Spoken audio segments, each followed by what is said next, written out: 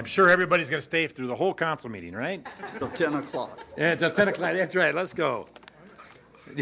You're not staying. City manager's leaving. Could be a little chilly out there. So I'd like to start with calling this to order and do a roll call, please. Alderman Shipp. Here. Alderman Geenan. Present. Alderman Clark. Alderman Mayberry. Here. Alderman Spaghettis. Present. Alderman Talanair. Here. Alderman Parker. Here. Mayor Tomes. Here. You have a quorum. Thank you. We'll stand to the Pledge of Allegiance and then remain standing for a moment of silence. Pledge allegiance to the flag of the United States of America and to the republic for which it stands, one nation, under God, indivisible, with liberty and justice for all.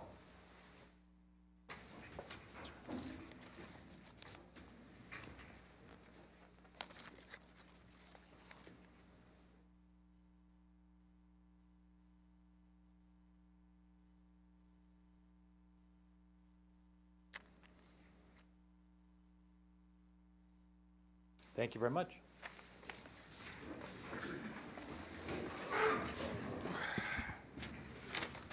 Item number 5. Minutes of the January 14th, 2019 meeting. Move to approve the minutes as printed. Second. Moved to second. Any discussion? All those in favor say aye. Aye. Opposed? Carries. Item number 6. Minutes of the executive session of January 14th, 2019. To approve the executive session minutes. Second. Moved to second. Any discussion? All those in favor say aye. Aye. Opposed? Carries. Item 7, update. First item on the update, extreme temperatures. It's going, duh, it's cold. With dangerous and extreme cold temperatures, certain departments of the city of Rock Island will have shortened hours or will be closed over the next 48 to 72 hours. It is anticipated that the Martin Luther King Center, Community Center, RIFAC, and library branches will be closed Tuesday, January 29th at 5 p.m. and remain closed until Wednesday, January 30th. All scheduled classes, activities, and calendar events have been canceled. It is our hope that the citizens call or visit our website, www.rigov.org, for an update list of closings and reopenings. Citizen survey. I brought this up several times. We have a new survey platform called Polko. We really encourage our residents to go to the city website and under popular links, click on this citizen survey platform and register.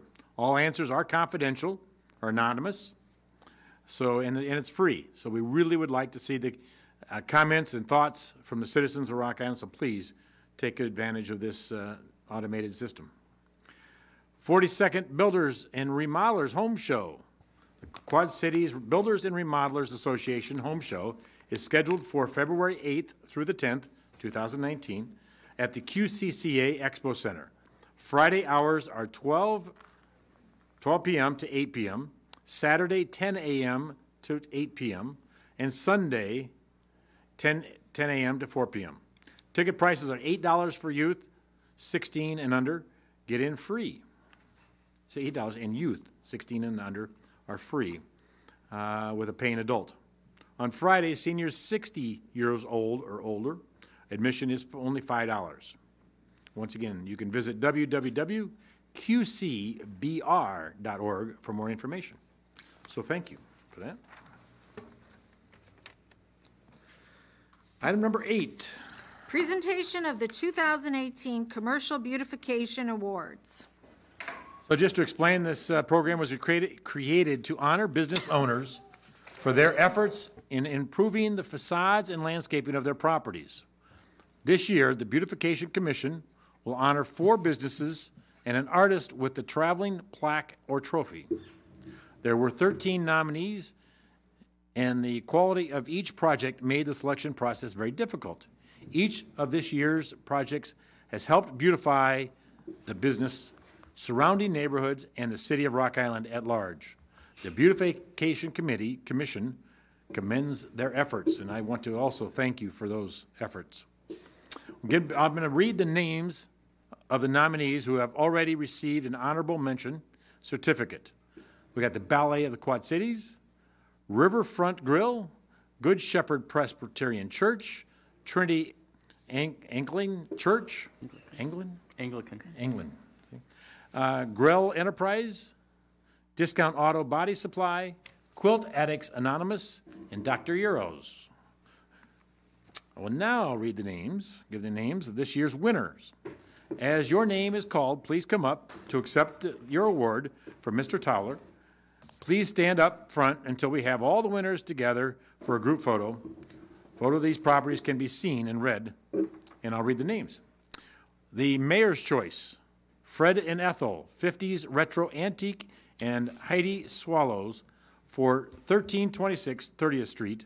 Jennifer and John Holliff, but they called and they were not able to, they're going to be out of town at a show, and Heidi is down in Arizona, avoiding this cold weather. But I want to thank them for their efforts, but they are not here.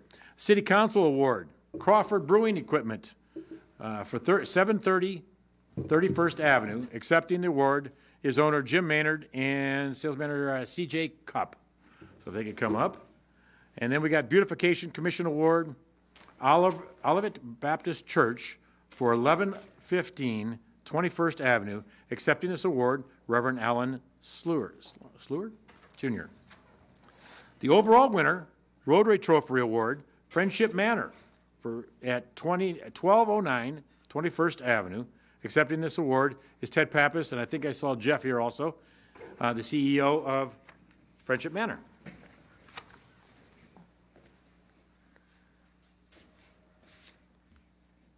Everybody can come up. Well,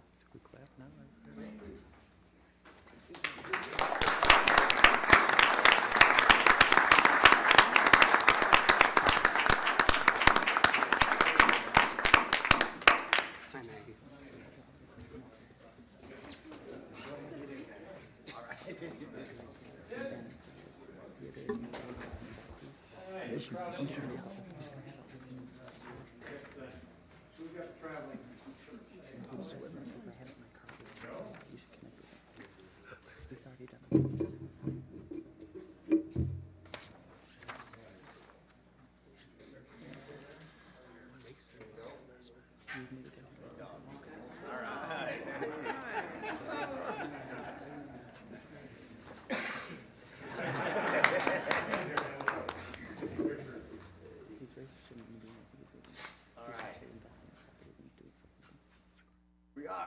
1, 2, 3. Oh, that's a good looking group there.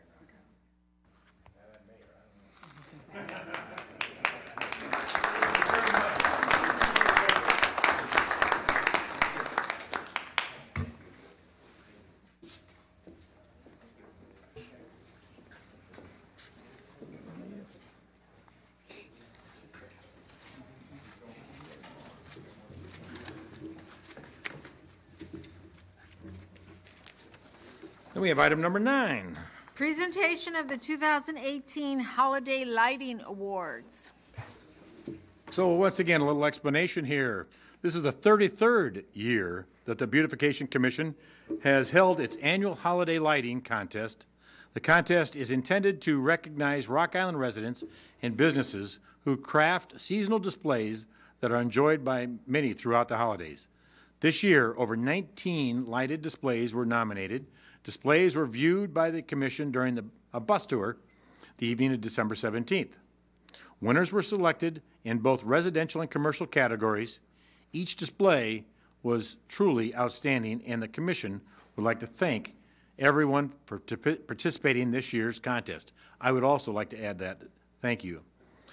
I will begin by reading the names of the nominees who have already received their honorable mention certificates as Icons, Circa 21, and Vintage Varieties. Appreciate those efforts. The honorable mentioned I was commercial. Mentioned was residential categories. I can read these addresses. I do not have names, I guess to protect the innocent. 1534 25th Street, 3401 26th Avenue, 3319 26th Avenue, 3338 26th Avenue. A little competition there in 26th Avenue.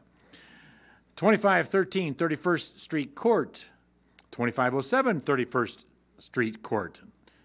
So we have a trend.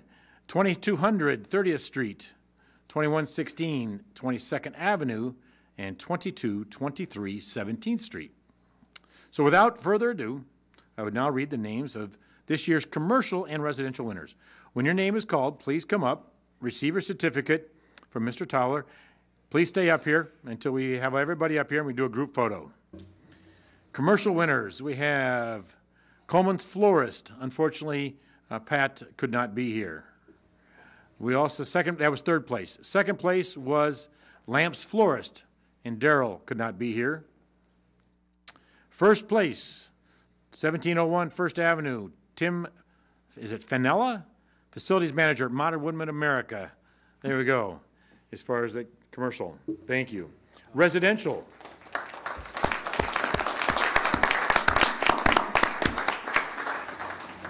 Third place for residential, we had a tie. Mark Russell at 1443rd, 42nd Street. And, oh yeah, look at it. I'm trying to think, what do you, then we had, hopefully I'm not going too fast for the pictures. We had Kim Rita at 3212 14th Street. And then we had Thomas at second place, Thomas Strons, 2910 22nd Avenue. And Andrew and Brandy Love at 2815 44th Street. So hopefully you got all those. So anybody there for the residential? Anybody here? Looks like Modern Woodman's. Thank you.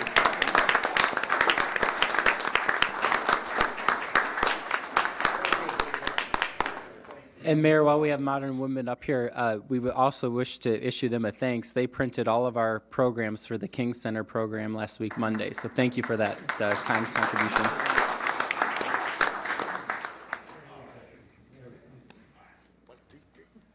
Looking good. Perfect. Thank you. Thank you very much. Appreciate it.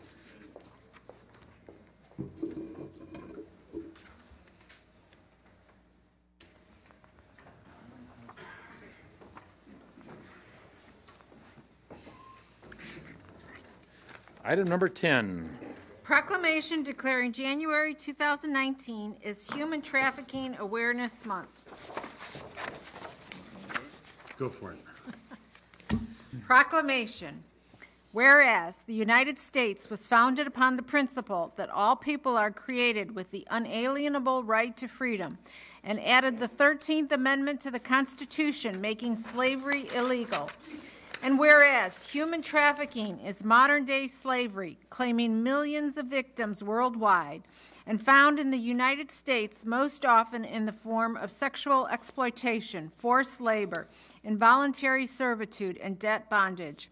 And whereas this horrific crime, which denies human dignity and freedom and fuels organized crime, exists. And whereas, even though awareness of this crime is growing, human trafficking continues to go unreported due to its isolating nature, the misunderstanding of its definition, and the lack of awareness about its indicators. And whereas increased community education on how to identify victims of human trafficking, along with increased knowledge of local resources and services for those affected by these criminal actions, can help restore freedom and dignity to identified survivors, as well as help diminish the number of future victims. And whereas fighting human trafficking is a shared responsibility, the efforts by our local community to promote the yearly observance of Human Trafficking Awareness Month in January enacts one of the examples of the continuous commitment in the United States and the state of Illinois to increase awareness of and to actively eradicate human trafficking. And whereas the City of Rock Island joins Breaking Traffic, a program of family resources, in their dedication to providing community outreach and education, legislative advocacy, and comprehensive services to survivors of human trafficking. Now therefore, I, Mike Tomes, Mayor of the City of Rock Island, do hereby proclaim January 2019 as Human Trafficking Awareness Month in the City of Rock Island, and do urge all citizens to join in this observance. Maggie Tinsman, I think we'd like to.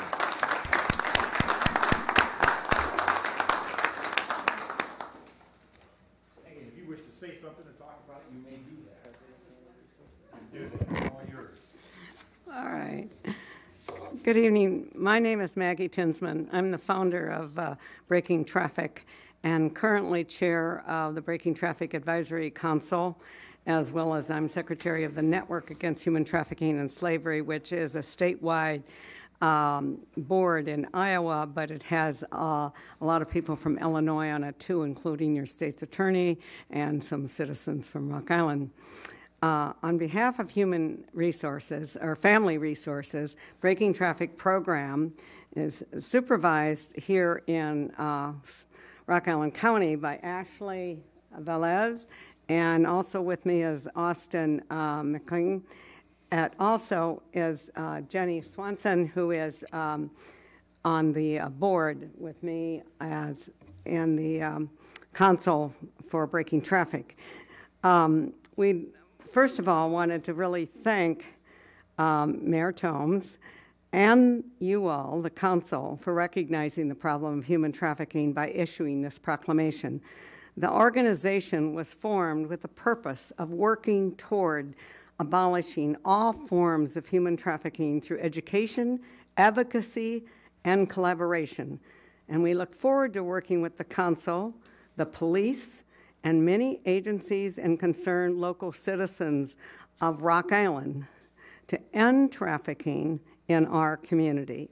In fact, the average age for young people involved with human trafficking is age 13.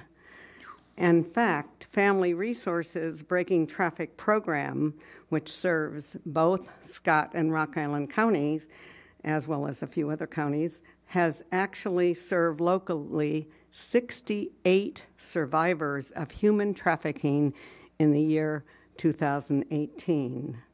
So I want to thank you, but I also want to ask you to consider an ordinance on licensing massage parlors.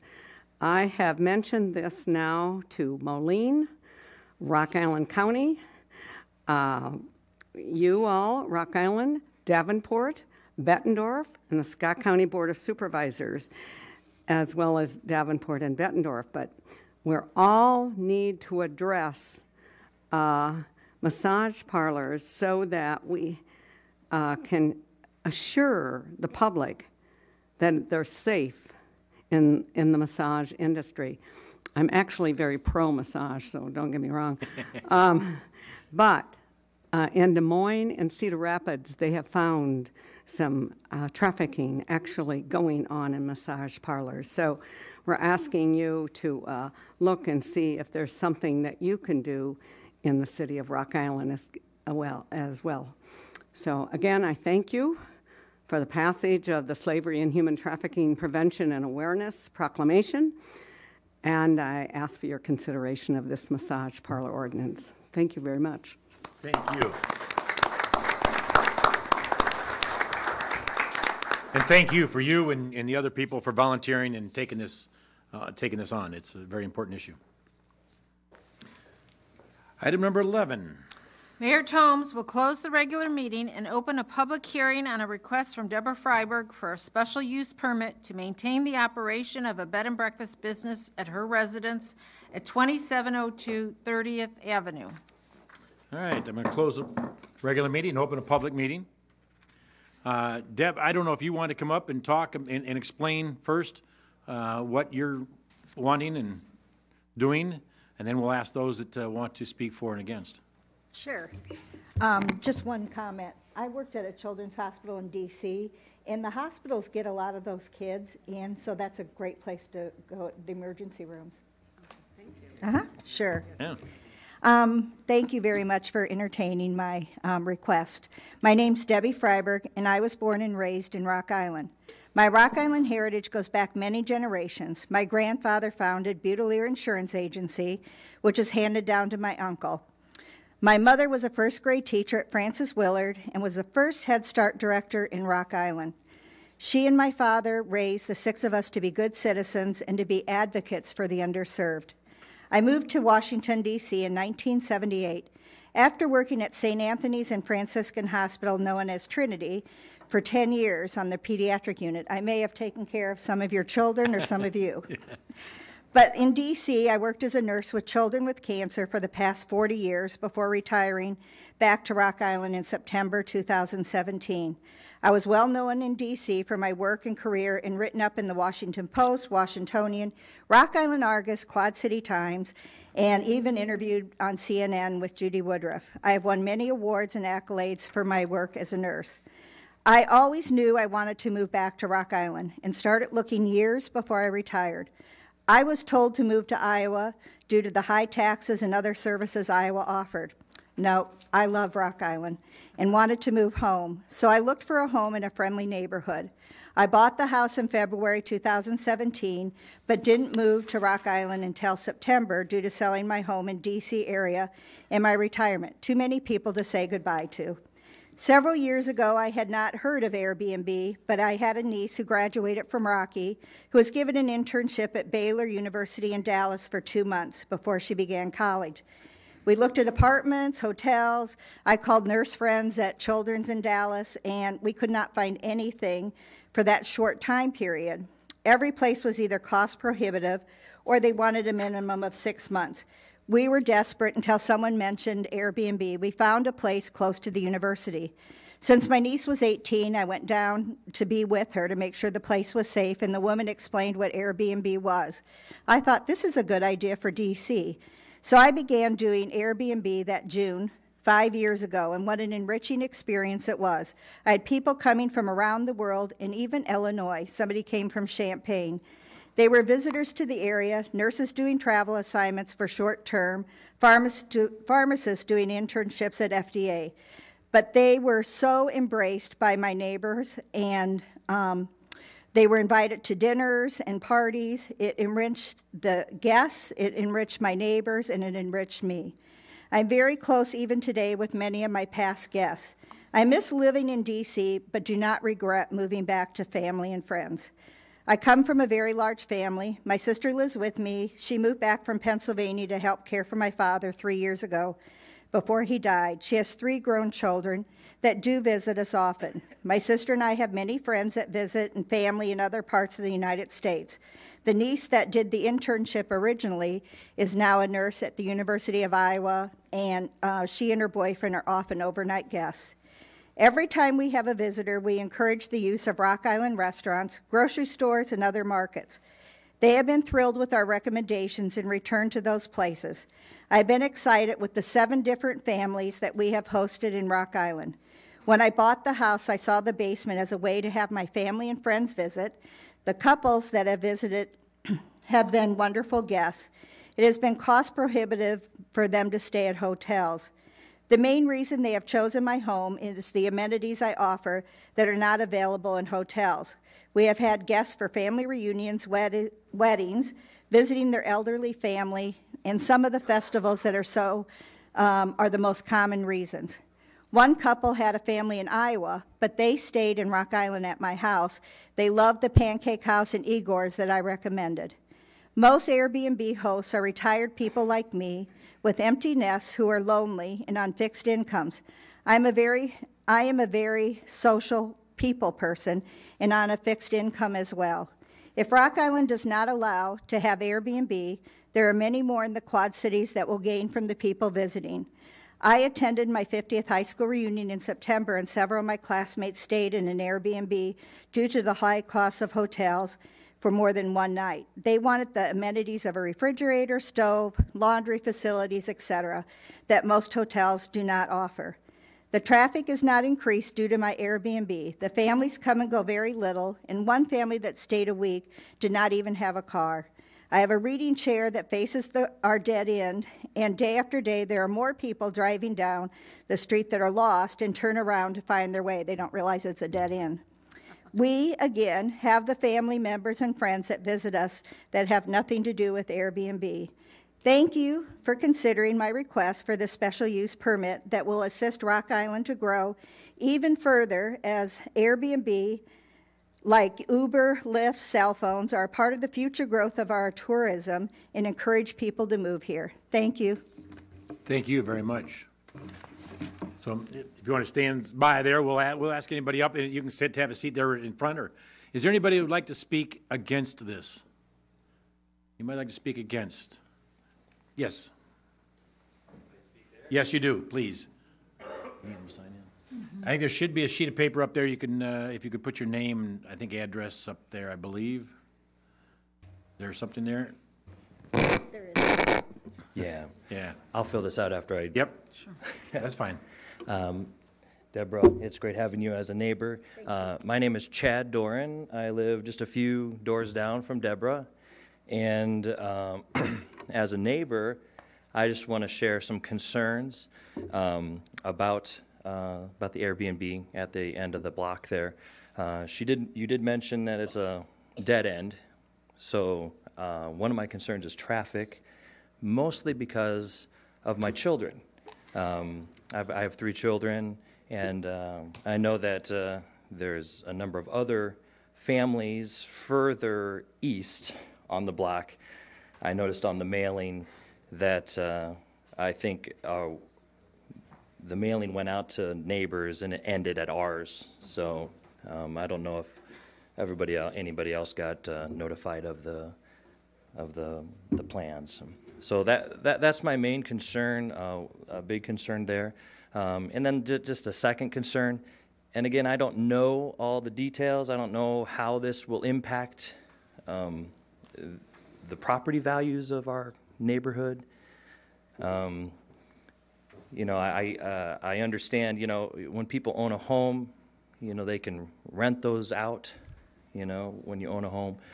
But those typically are kind of long-term rentals, so this is a short-term rental kind of a situation. So, again, I don't know about the research. You know, I spent some time Googling, and, you know, there's pros and cons and all of that.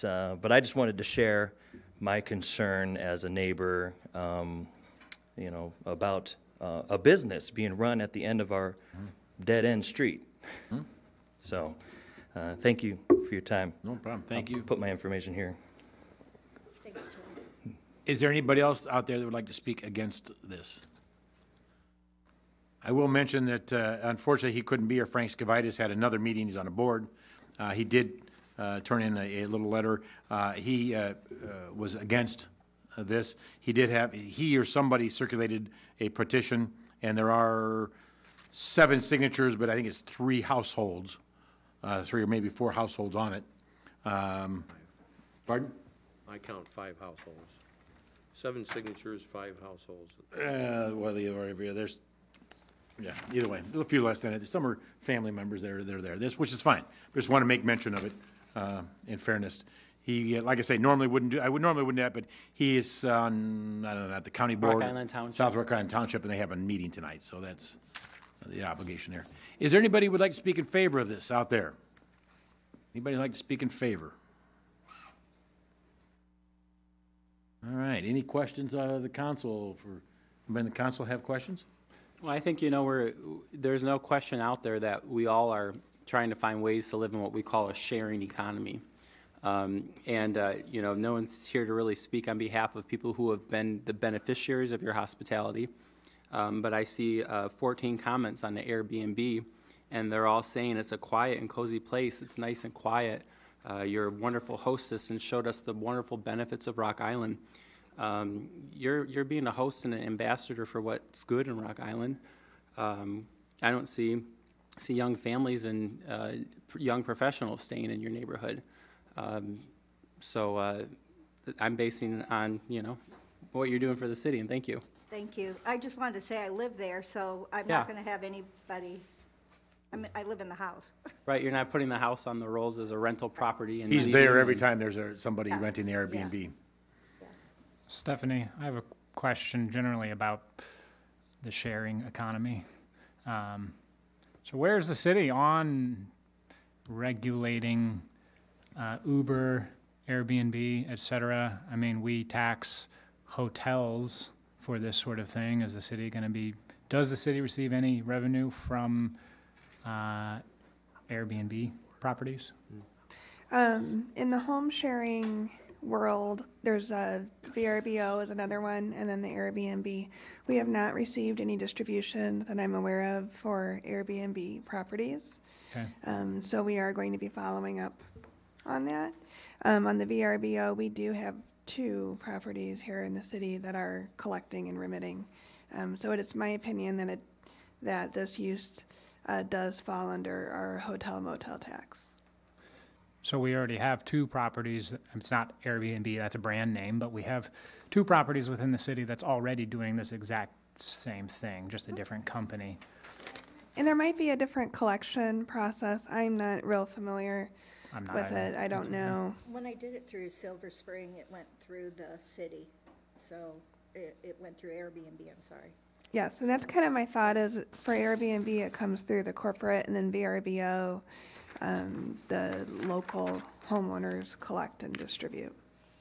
Because typically with VRBO, you see they rent the whole house or whatever it is versus a room. There's, the kind of the difference between those typically. Right. I'm not saying you can't, but typically Right. that's what you see. So to clarify, staff is researching, updating our ordinances to reflect the new gig economy? Yes. All right, that's good. Okay, that's all I had. Well, this is in my ward, so tag I'm it.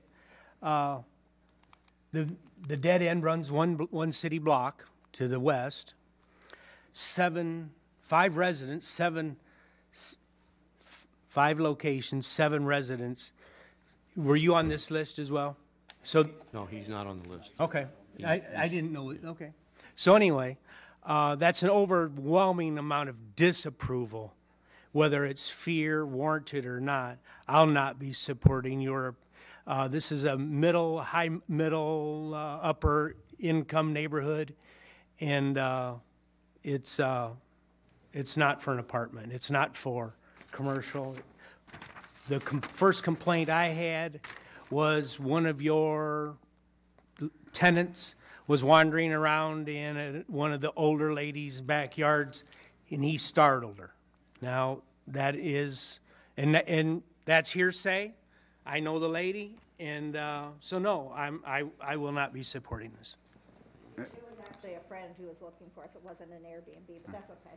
Do you have a list of support from the neighbors at all?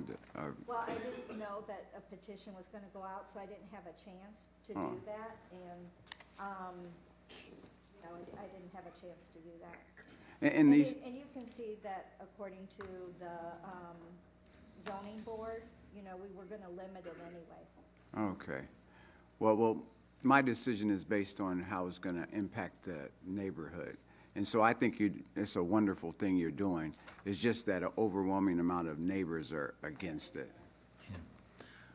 I must say, and I got to speak up, I didn't mean to, I guess I support it. I don't have a vote here at this point, but I want to make, I support it. I know I've never used an Airbnb, but my children have. I mean, you find the younger generation at least started to, and have found it to be very rewarding. My kids have actually, I got one that lives out in Baltimore, that she's actually used Airbnb in her apartment. She had an apartment with 2 bedrooms and used Airbnb for one of the bedrooms in her apartment that she was renting, and it worked quite well. I have a little struggle with the traffic issue because it's not a high volume type of number of people. I mean, it's 1 or 2 people staying there. Typically, it's 1 car, but it may be 2 people because it's a couple that are traveling. And boy, when we have holidays or parties at our homes, we have a lot more cars than that going up and down the streets than what this is. And of course, it's not 7 days a week typically that this is rented. And so I struggle myself with high traffic. I understand traffic with kids and everything else, and the fewer the better at cases, but I'm not sure that it would be negligible. This is really negligible, the amount of traffic that it creates, because it's 1 room, so to speak, or downstairs. Yes, Mike, I've only had 7 guests since July, since I started. Yeah, so it's not a heavily used. And they have access to 3 beds, a kitchen, use of a kitchen, a private bathroom, They had, the basement was set up that way when I bought the house. for It had a- $80 a night. 70. 70, that's cheaper than Holiday Inn for a young family. It's a bedroom and then a separate living room and then a kitchen area, and then they have access to the laundry. And they have their own entrance, which is the back of the house. That's how we can afford to travel as a young family. It's exactly, and of course, the tourism and the, you know, I guess, once again, I don't want to belabor this, and I use my own personal deals, when my kids have traveled and everything else, what better way to dive into a culture of a community than to be with somebody? And they've had that opportunity a number of times. Actually, I had a daughter out in D.C. that got, you know, discovered it that way, so to speak. And so it's a great way to understand the culture of a community, not just Rock Island in this case either, but in the community. And so I guess I highly support it for that also, and the revenue generating. And it's also not in your neighborhood. You know, I mean, it may be, you know what, here's the issue, is we don't know. Airbnb is not regulated at this point. How do we know what other Airbnbs I'm saying they're not putting one on the middle of 14th Avenue and 14th Street and 42nd Avenue. That's not where they're asking. These people came in, they signed up and said they didn't want it in their neighborhood. That's the representative form of government we have. So I wanted to make a couple comments here. I've advocated in the past on this council for homeowner rights, the use of the homestead as a means of income. I believe that people should have that right as we, you know, allow for vegetable gardens and now chickens, you know, through a permitting process. And I mean that in all seriousness. I believe that people's personal properties should be of benefit to them and conform to the ordinances that we have here in the city. So I support the you know, the new economy of, you know, people renting out rooms. It's your home. You could have people over every day if you wanted. You don't have to charge them. You could have family over every week if you wanted and stay for however long they want. It's your property. You bought it. That's how this works. But, you know, then there's nuisance issues, right? And trash and noise. And those things are regulated through the ordinance, which this would be certainly subject to as well. So, you know, my question here is really the process. That we have a special use permit. This individual's come forward, has applied through the permit process, has crossed all the T's, dotted the I's, gotten a favorable recommendation from staff that this conforms with the special use permit that we have as part of our ordinances. And and so there's another, I think, another stroke in favor of approving this. The other issue, though, is this, the language in the report we got from staff about the zoning ordinance that would regulate this, is that bed and breakfast establishments shall not include hotels, motels, et cetera. And so I just want to make sure that, to make a note of that, is are our ordinances harmonized in the senses, is this language saying that these things aren't hotels and motels, but in another policy we're saying that they're getting taxed as hotels and motels? And do we need to clean that language up to harmonize these two sections of the ordinance? And the last point I want to make is, you know, I don't want to, I'd hate to see this one application be used for a broader debate about the city's policy regulating Airbnbs and VRBO, because I don't think that that's fair. What's in front of us right now is a special use permit that's gone through the process. We approve these all the time for businesses in neighborhoods, hair salons, people having a seamstress, architect, chiropractor, whatever it would be, right in a neighborhood. They go through the process. If it works, it works. If it doesn't, it doesn't. But with that being said, I think there needs to be a conversation about what's the city's policy on having these, and is it going to be patchwork every single one that comes up? Is it going to be through a special use permit, which can get voted up or down?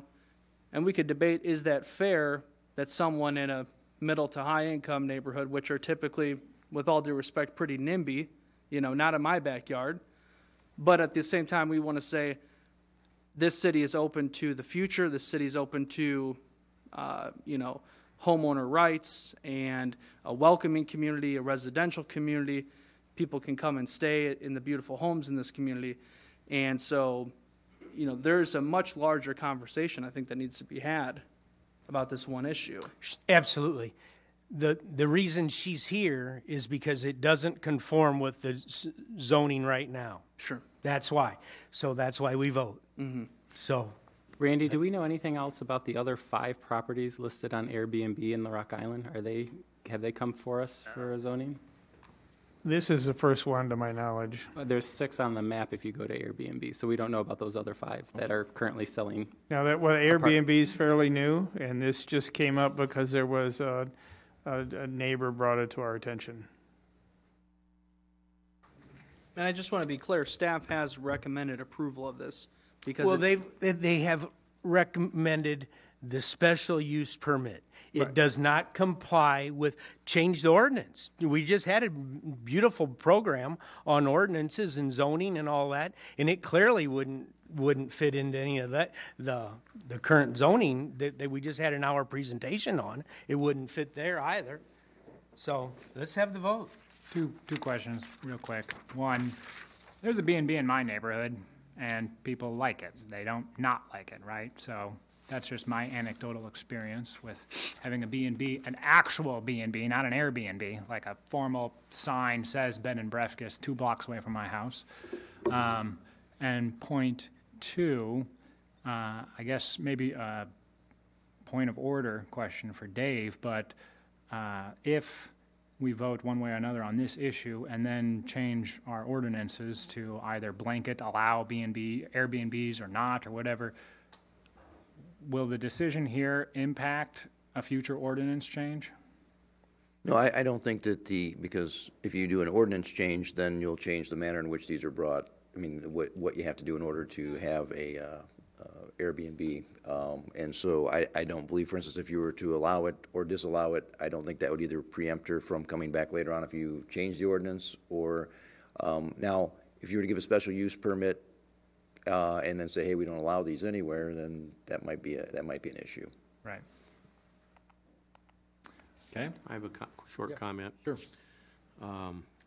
This is a mixed issue in terms of pluses and minuses. And I can see both sides, but the side that sticks out strongest for me right now tonight is that we have a neighborhood of residents who are opposed to this in their neighborhood, yes, not in my neighborhood, but they have rights too. So because of that, I'm not going to support the request.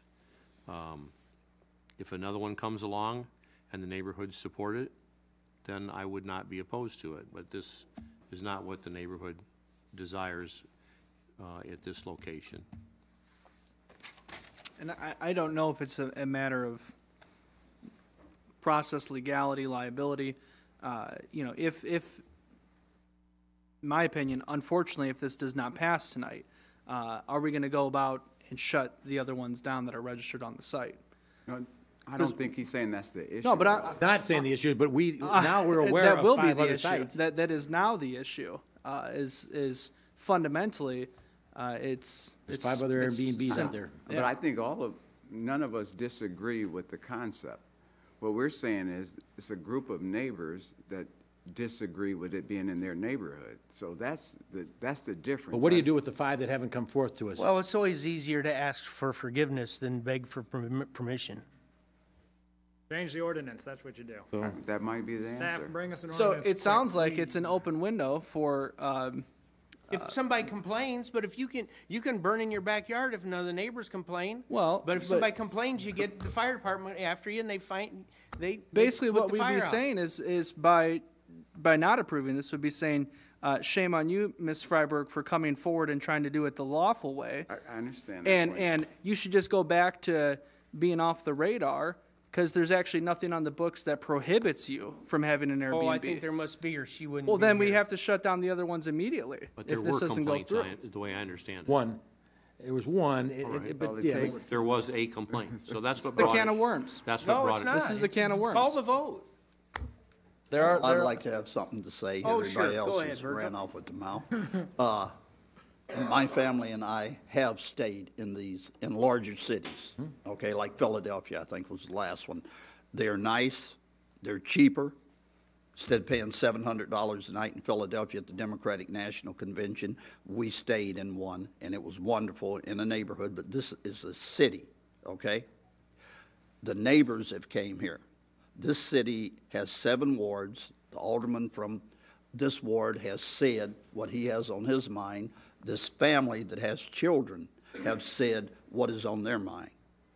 It is our job to protect our children and our neighborhoods.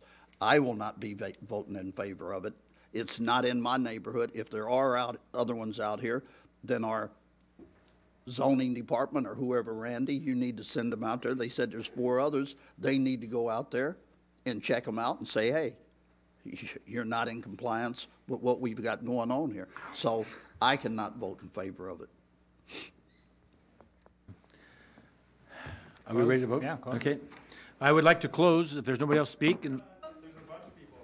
Oh, I thought I asked that question. Yeah, they can. Oh, I'm sorry. Okay. Sure, fine. No, that's, We can't, are they coming up? We can't hear them. yeah.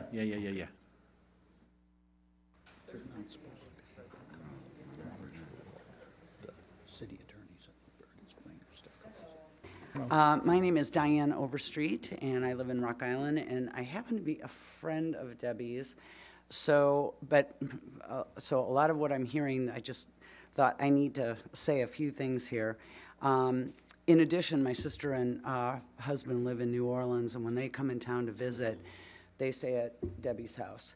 A couple of points that I think is important to mention is the neighborhood that she lives in, it is on a dead-end street. I really feel that a lot of the traffic at Debbie's house is because she has dinner for friends, she has family gatherings, a large family.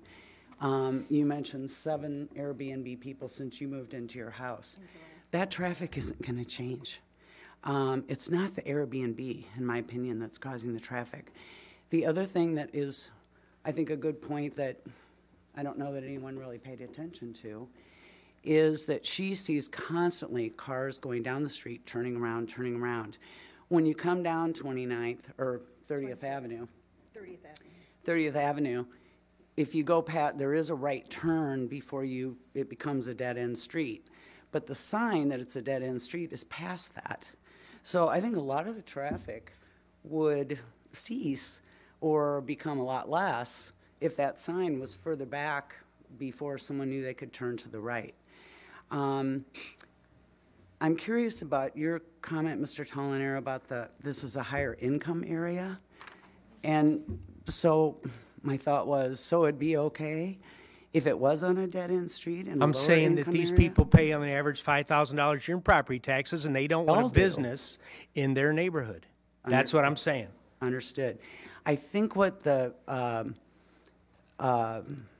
neighbors don't realize is that the traffic at Debbie's house is friends and family. It's not really Airbnb. I have never experienced, I've been there many times, dinner, I've been there for family gatherings. There's not late night hooting and hollering and fireworks going off. Sir, your mention of your children, I so get that.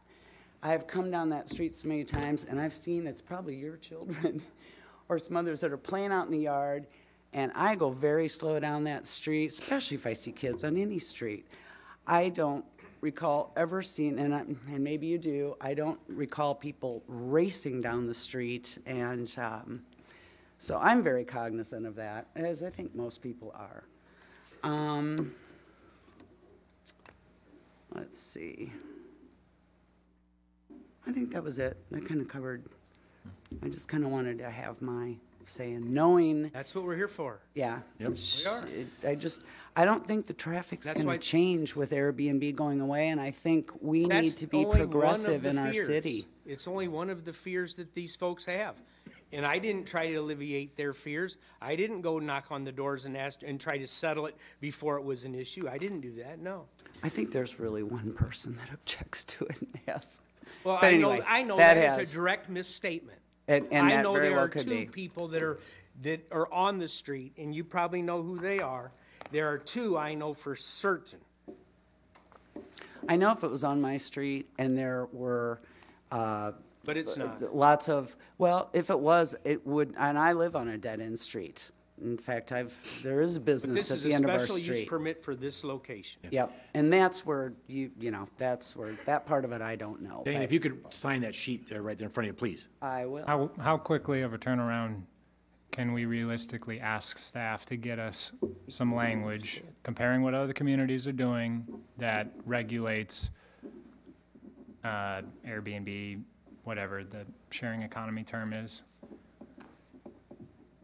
I mean, I guess my recommendation would be, should we make this decision tonight if in a month we're going to be deciding, universally what we're going to do about Airbnbs? I mean, this is a unique situation where we are not prepared with the regulations to address a new technology, right? And so we're trying to patchwork this together. It's not working. Pause. Figure out what we're going to do as a council to address the issue at a policy level, and then execute that. I mean, how quickly can we get something, a study session or something? To do proper research, I would say we could have a study session in March. Would this council, would the public be open to postponing this decision until after we address at a more Well, policy let's listen to Mr. level? Brown, a lifelong friend of mine, is here to speak about it tonight. Yes, thank you. My name's Bob Brown. My wife and I live on 35th Street in Rock Island, and we have hosted a number of families in our home, represented as Airbnb. It's very difficult to fully embrace all of my feelings about this. I did consulting work for a government body in 1991 where they refused to spend the money on a fax machine, $150. We have really lived in so many changes in our lifetime. And it was my wife's idea to host someone. And just like so many other things, she was so right, and I was so wrong. I thought I was the only one. And I speak to you, Steve, because you know my wife. I do. Yes. I've known you and your wife as long as I've known one another. But the point is I also know Frank Skvidis, and he's the most wonderful and honest person in the world.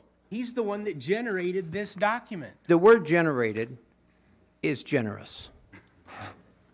He's a pretty heavy-handed guy. If he wants something, you know he's going to get his arm around your shoulder.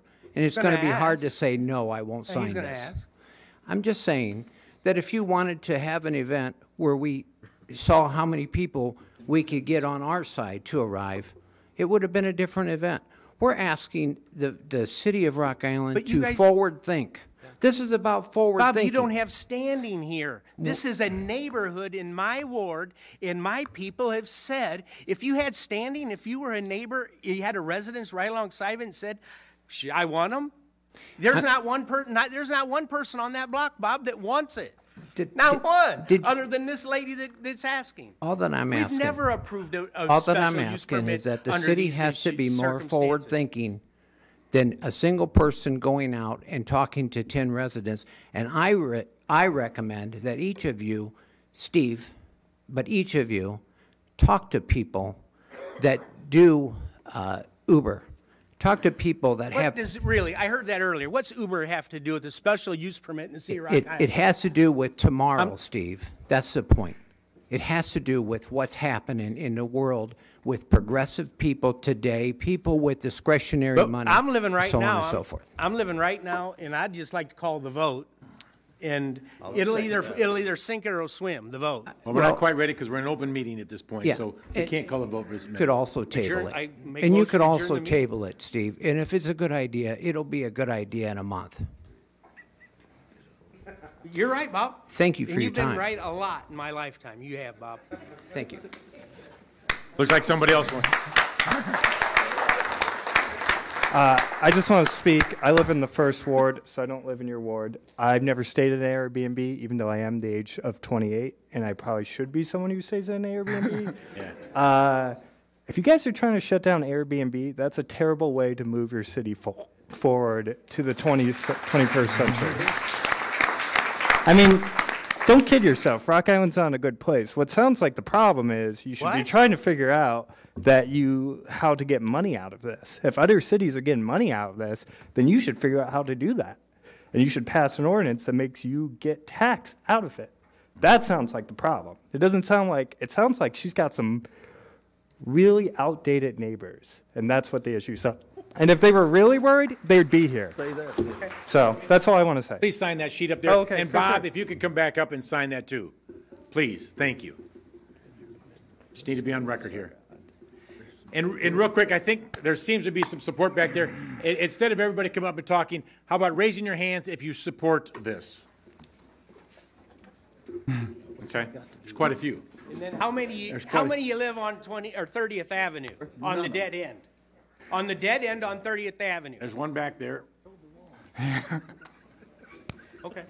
All right, I see you. Okay. And I don't. And I got to say, Steve, I disagree that it has to be just the people that live in the neighborhood that have a say-so or have the control of this. I really don't. I really think that. Your Honor, absolutely, absolutely. But when we've had special use permit hearings before, when one person would say no, it was always enough, and we have 7. So, and there's signatures, and they matter, and that's why we vote. Close the motor. Okay. Close it. All right, so. Call the question. That's right. No, we're going to get there. We're going to make sure we got an open meeting and fair opportunity for those that wish to, one way or the other. So I think that we've got everybody in that's for it. Opposed? Deborah, thank you. Thank you. All right, we're going to close the open meeting and start the regular meeting. Move to approve the special use permit as recommended, subject to the stipulations as stated in the report, and refer to the city attorney for an ordinance. Second. Been moved and second. Is there any discussion? Yes. Yes. Very little, but if we're going to have conversation, which we probably should, Josh, and those of you who are in favor of this, about changing the system that we have, I'm all for that. But tonight, we are working with the system that we have currently, and my position is still supporting the neighborhood residents who signed that petition or who came here tonight to speak. Not that I wouldn't be in favor of the B&B, Airbnb, if there was support for it. The people who are raising their hands out here tonight aren't here for that issue. I appreciate your sentiment and your thought, but I think you're here for another purpose. And in this particular instance, the neighborhood petition has a lot of weight with me, and it would in other instances also. So that's all I want to say. Well, I hope that anyone feels that's a resident of Rock Island can come to City Council and be engaged on any issue we bring up. Yes. They're here. Here, here. That's great. They got to express themselves. Okay, it's roll call. Alderman Shipp. Aye. Geenan. Aye. Clark. Nay. Mayberry. No. Spargattis. No. Talanair. No. Parker. Aye. 3 ayes, 4 nays. Motion did not carry. Okay, thank you. Next.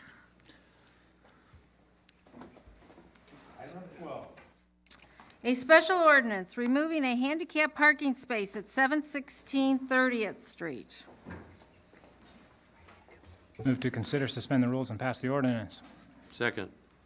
Moved to second. Any discussion? Hearing none. Roll call, please. Alderman Shipp. Aye. Geenan.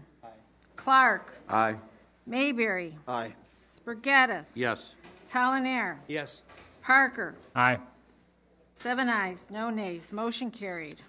Item 13. Claims, 2 groups. First group, A through C. A, report from the Information Technology Department regarding payment in the amount of $11,427.06 to DLT Solutions Incorporated of Herndon, Virginia for the Autodesk annual subscription. B, report from the Public Works Department regarding payment in the amount of $12,615.36 to CJ Now Plumbing of Rock Island, Illinois, for a water service repair at 1717 25th Street. And C, report from the Public Works Department regarding payment in the amount of $38,525.06 to the Illinois Department of Transportation of Springfield, Illinois, for the 18th Avenue resurfacing 17th Street to 14th Street project. 46th Street, madam. Oh, Instead of 14th, 46th. 17th Street to 46, I apologize. That's Thank fine. you. Move to accept the reports and authorize payment as recommended for claims items A through C. Second. Moved in second. Any discussion? I have a question about B, I think it is, the water service repair program. Does the city maintain a list of contractors that we call out, kind of like on our emergency contractor list? Or is that determined by the property owner?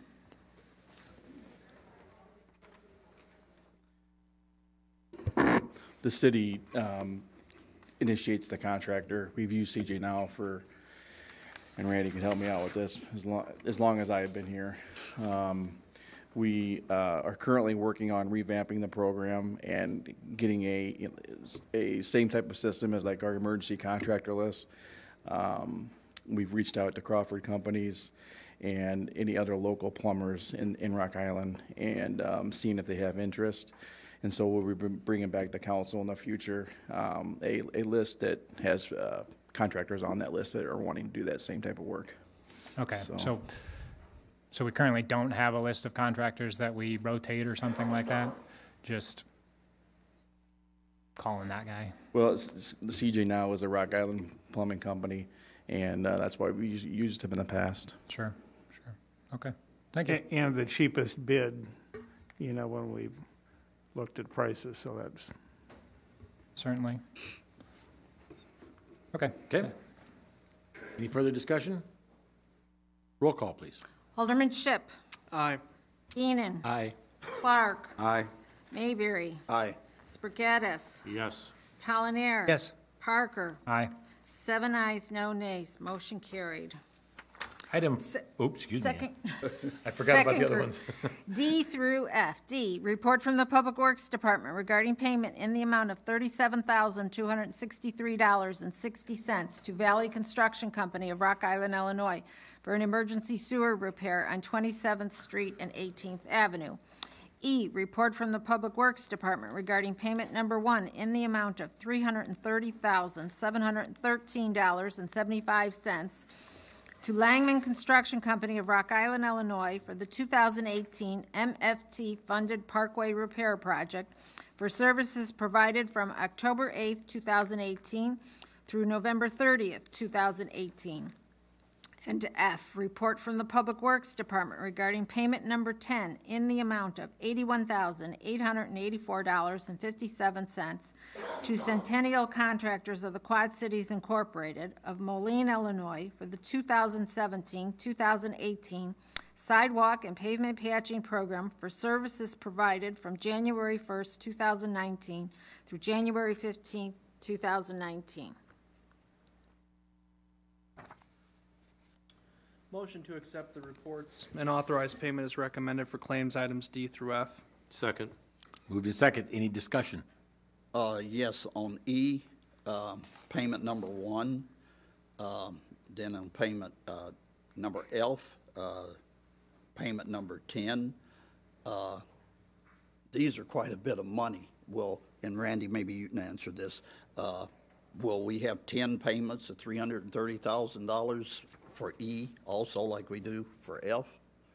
No, it depends how much work they've done during the given period of time, and they send us an invoice, so it varies every time they send us an invoice. So it could be 10 or it could be just 2 payments or whatever.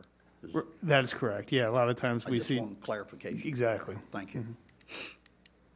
Due to the nature of my employment, I will be recusing myself from this vote. Surprise, surprise. Roll call, please. Alderman Shipp. Aye. Geenan. Aye. Clark. Aye. Mayberry. Aye. Spargattis. Yes. Talonier. Yes. 6 ayes, no nays. Motion carried. Item 14. Claims for the weeks of January 11th through January 17th in the amount of $1,540,031.71, and January 18th through January 24th in the amount of $466,252.80, and payroll for the weeks of December 31st, 2018 through January 13th, 2019 in the amount of $1,484,327.37. Move to allow the claims and payroll. Second. Any quicker? Moved in second. Any discussion? Gotta get paid. Yes, exactly. Federal government's doing it now. Alderman Ship. Aye. Geenan. Aye. Clark. Aye. Mayberry. Aye. Spargattis. Yes. Talonier. Yes. Parker. Aye. 7 ayes, no nays, motion carried. Item 15. Report from the Fire Department regarding the sole source purchase of 2 Bullard thermal imaging cameras from Dingus Fire Company of Amboy, Illinois, in the amount of $16,200. Move to approve the purchase as recommended. Second. Moved to second. Any discussion? Roll call, please. Alderman Ship. Aye. Enan. Aye. Clark. Aye. Mayberry. Aye. Spargattis. Yes. Talonier. Yes. Parker. Aye. 7 ayes, no nays, motion carried. Item 16. Report from the Public Works Department regarding bids for the purchase of a Fecon FMX 36 excavator mulcher, recommending the bid be awarded to Pillar Equipment of Silvis, Illinois, in the amount of $14,900. Move to award the bid as recommended and authorize the purchase. Second. Moved to second. Any discussion? Roll call. Alderman Ship. Aye. Geenan. Aye. Clark. Aye. Mayberry. Aye. Spargattis. Yes. Talonier. Yes. Parker. Aye. 7 ayes, no nays, motion carried. Item me. 17. Can I make a motion to pass all of this via consent agenda? Yeah, I would like to make a motion to pass agenda items 17, 18, 19, and 20 via consent agenda. Second. Okay. All those in favor? Aye. Opposed? Carries. Oh, you need, that was just for that motion. Do you need a roll call? Yeah. You're gonna do a roll call vote because they're suspending the rules and passing the ordinance, Okay. which requires a supermajority. There you go. Thank you. Motion to approve the purchase agreement as recommended, authorize city manager to execute the contract documents and consider suspend the rules and pass the ordinance for items 17, 18, 19, and 20. Second. Moved in second. Roll call, please. Maybe we should explain why we're doing this to people who don't have the information. We're selling property. And they're all the same. I mean, It's all the same. they're all similar, I should Yes, say. yeah. It's just efficiency. We've all been here for a while, so wanting to pass all of these individual $5 property sales to the neighbors quickly. Good. It's just procedural. And I think that the sales are all for, they're buying small parcels that are adjacent to their current property, so they might have a small garden or something. We've done these before, and that's what the purpose of the sale is. Thank you. Okay. Very good. Thank you. Roll call, please. Alderman Ship. Aye. Geenan. Clark. Aye. Mayberry. Aye. Spargattis. Yes. Talonier. Yes. Parker. Aye. 7 ayes, no nays, motion carried. Item 21. Report from the Public Works Department regarding the surplus of approximately 700 48-gallon refuse containers, recommending that the items be declared a surplus. Move to approve the request as recommended, refer to the city attorney for an ordinance, and authorize staff to dispose of items in a manner that is most advantageous to the city of Rock Island. Second. Moved in second. Any discussion? Yes, these 748-gallon containers, what were they used for? So when we started the recycling program maybe 10 years ago, we only gave out the 48-gallon carts. Very quickly, it became apparent that people wanted a larger cart. So after a couple of years, we offered the 96-gallon cart, and we gave anyone who had a small cart the opportunity to change them in. So several hundred carts were exchanged, and typically now nobody wants a small cart. So we've had these hundreds of small carts sitting around outside, and eventually they're going to break down because of the temperature and the sun. And So how will we get rid of them? well, we'll have to see if we can find someone. Ideally, someone would purchase some from us. Buy them all, or whatever, a smaller town or whatever, because they're still useful? How many would you like? That size is None. useful. Cedar Rapids I don't uses want that ones size I just got. for their trash. Reversed it. Yeah. And we have people that use it for their trash also. I believe the mayor does, though he has two small ones. Too small, I use small ones. But, so people, typically, nobody wants a small cart. Somebody in City Hall has been watching that Netflix show about decluttering, huh? Getting rid of Tidying everything. Okay, roll call, please. Alderman Ship. Aye. Geenan. Aye. Clark. Aye. Mayberry. Aye. Spargattis. Yes. Talonier. Yes. Parker. Aye. 7 ayes, no nays, motion carried. Item 22. Report from the Traffic Engineering Committee regarding 2 requests from Lance Clark, principal of Fransford Willard School. I broke them into 2 requests because they need separate motions.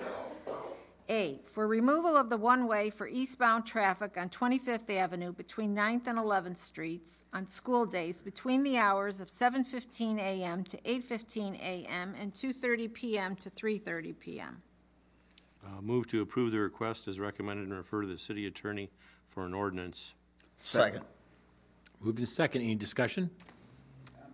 Didn't he just ask for that? Yeah, is this the same one we did like a month ago? It is. Well, It it's was just not before working out school. for the school the way they thought it would, for a variety of reasons. Virgil told him that. Virgil did. Virgil did tell him. Who listens to Virgil, right? We all do. I I've only remember. been there for 60 years, right?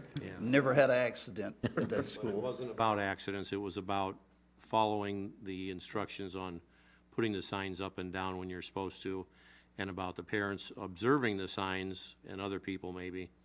I'm trying not to get into too much detail here, but Oh, go ahead.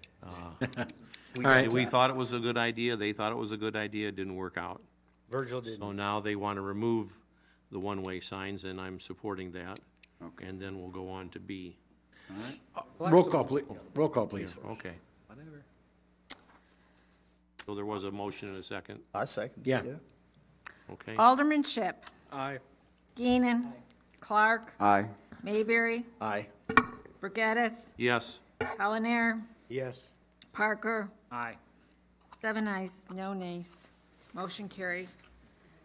B, for removal of the no parking, stopping, or standing signs from the south side of 25th Avenue from 9th Street to the gymnasium, and for the installation of these signs on the north side of 25th Avenue from 9th Street to 10th Street during school days from 7:30 a.m. to 3:30 p.m. Move to deny the second request as recommended, and refer to the city no, I guess we do we need an ordinance if we're denying it? No, is that your motion to deny? To deny, No. yeah. Second. Moved in second. Any discussion? Yes, we received, in our packet, a map and a letter from Aunt Bee's Cafe and a petition with, looks like to me like 10 signatures from the residents opposing switching the signs from the south side of the street to the north side of the street. And I agree with them that it's going to adversely affect the neighborhood and the restaurant or the cafe.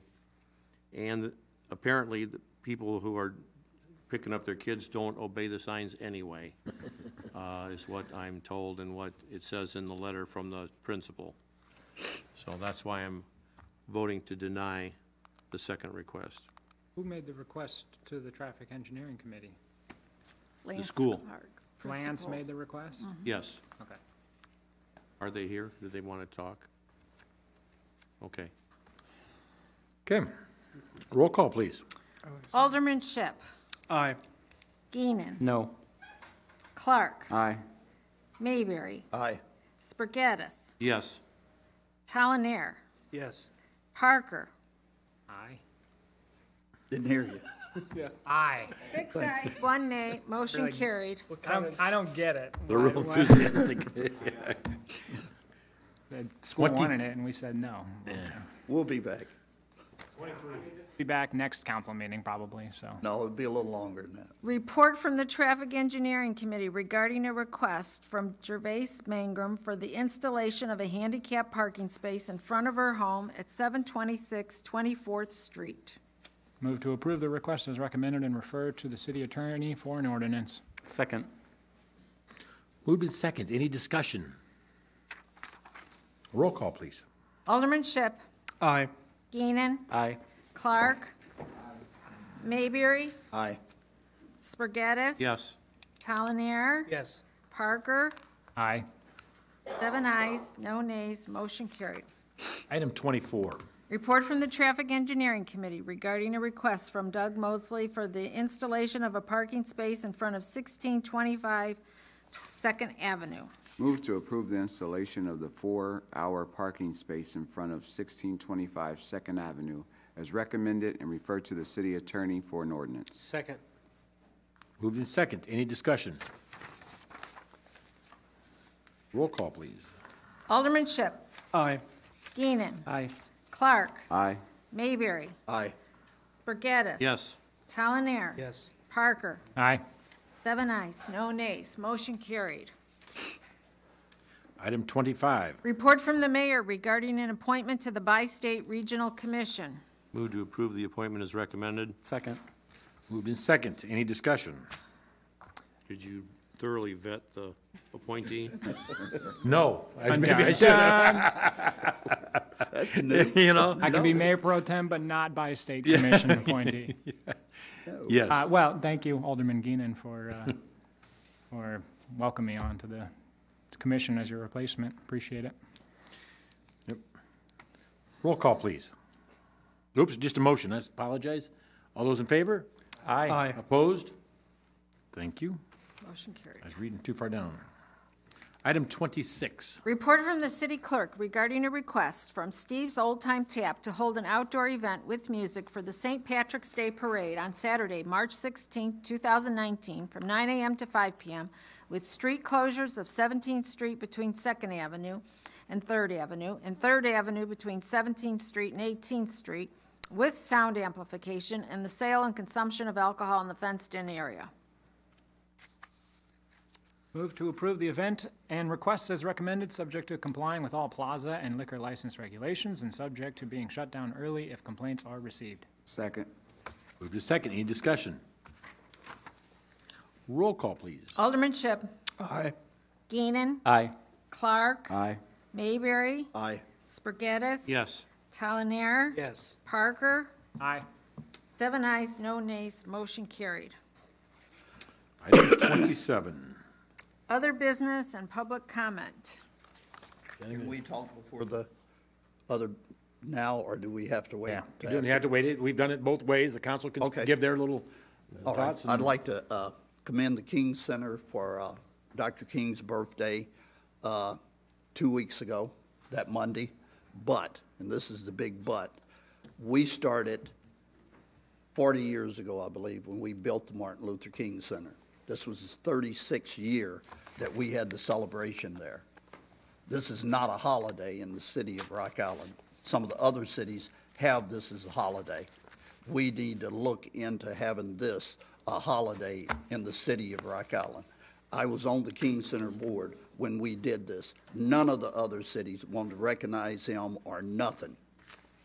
As somebody had said, going forward and moving this city in the right direction, why should our city employees be forced to work on that day, especially the people that work there at the Martin Luther King Center? So I would like for someone, Dave, perhaps that will fall in your lap after it falls in his lap, to look into it as far as making this a holiday in the future. It's a national holiday. Our kids are out of school. You had your children there, okay? But if we give employees all the day off, we won't be able to have a service then, is what you're saying. Who's going to run it? Who's going to run what? The Martin Luther King service. You can run it.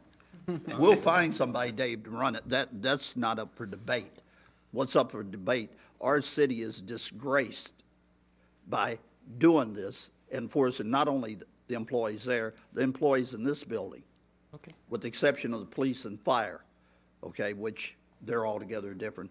But I would like, Randy, this looked into in the near future. So by next year, 2020, this could be a holiday for the people that work.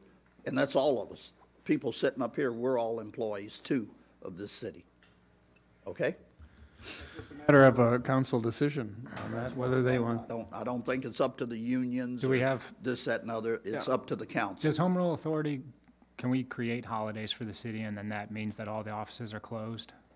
Yeah, John, that's correct, isn't it? We can. Yes. So if we were asking to trade that holiday for, say, a personal day, then it would require negotiations with the union if we're looking just to give every employee an extra day off. I don't think Do any you of have the any unions objections? would be against it. Is this something that comes up in goal setting, perhaps? Well, and I No, you know, it- Virgil, I mean, you've brought this up, you know, multiple years in a row. I'm very much in favor of it. It's not, I don't want to describe it as it's just another day off. It's, you know, we have the King Center here in this city. It's a federal holiday. And I think it's just a matter of, are there 4 aldermen who want to do this? Thank so you. There's 2. If there's 3 and 4, speak up now, and we'll just get it done. I mean, this is this. Let's not vote just yet. No, Yeah. I obviously know that. I'm just saying, are there 4? If there are, let's just get it. Put it on the agenda. Put it on the agenda. And I would like it done before you leave, because Well, I think you and you'll- I have discussed it. Yeah, but before. you'll have to look at the financial cost to the city too, because you give 400 employees a day off. That's a lot of revenue too. But we have that revenue. We collect $7.4 million a year, I believe it is, from Jumers. No, we do not. What do we collect from Jumers? $4.6 million. I thought it was 7. Okay. Years ago it was. It was a Okay, number of years with ago, the it's not people there. that's walking in and the retail, it's only 4? Well, Roughly, give or take. Okay, The gaming is 4.5-ish. okay, I don't that's know the still exact enough number, but money. that money is being spent for bond payments and everything else. Paying so. our debt Because off the with that people in money. the past have sent it that direction. Well, absolutely. Yes.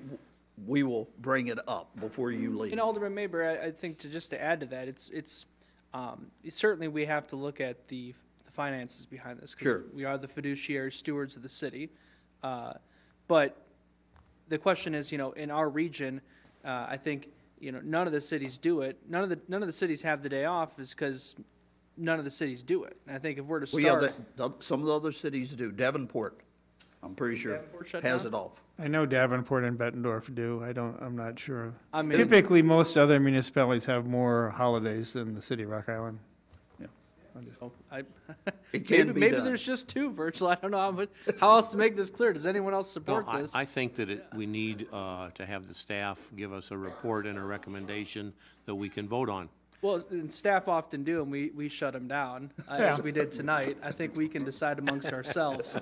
Do you support? I want to know, I'm in favor of it, but I want to know more about what it's going to cost the city, if there's going to be a financial impact, and then we can vote when it's on the agenda, when could that be on the agenda? Well, why don't we put the financial information together first? Sure. It comes on the And I can agenda send that to you, after- and then you can give me an input on whether you want me to proceed or not. I mean, staff do would that? like 2 more days off. Can you I do don't that? see Well, and any- I guess I'd like to hear from Jerry too. I mean, I attended on Monday.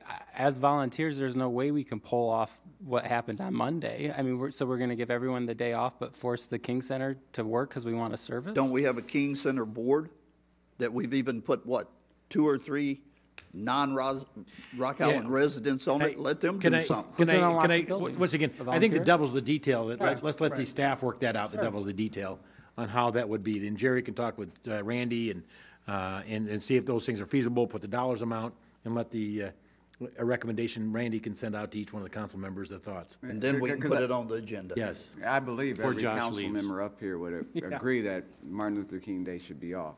But there's more to it than just saying Martin Luther King Day should be off. Day of community service. Correct.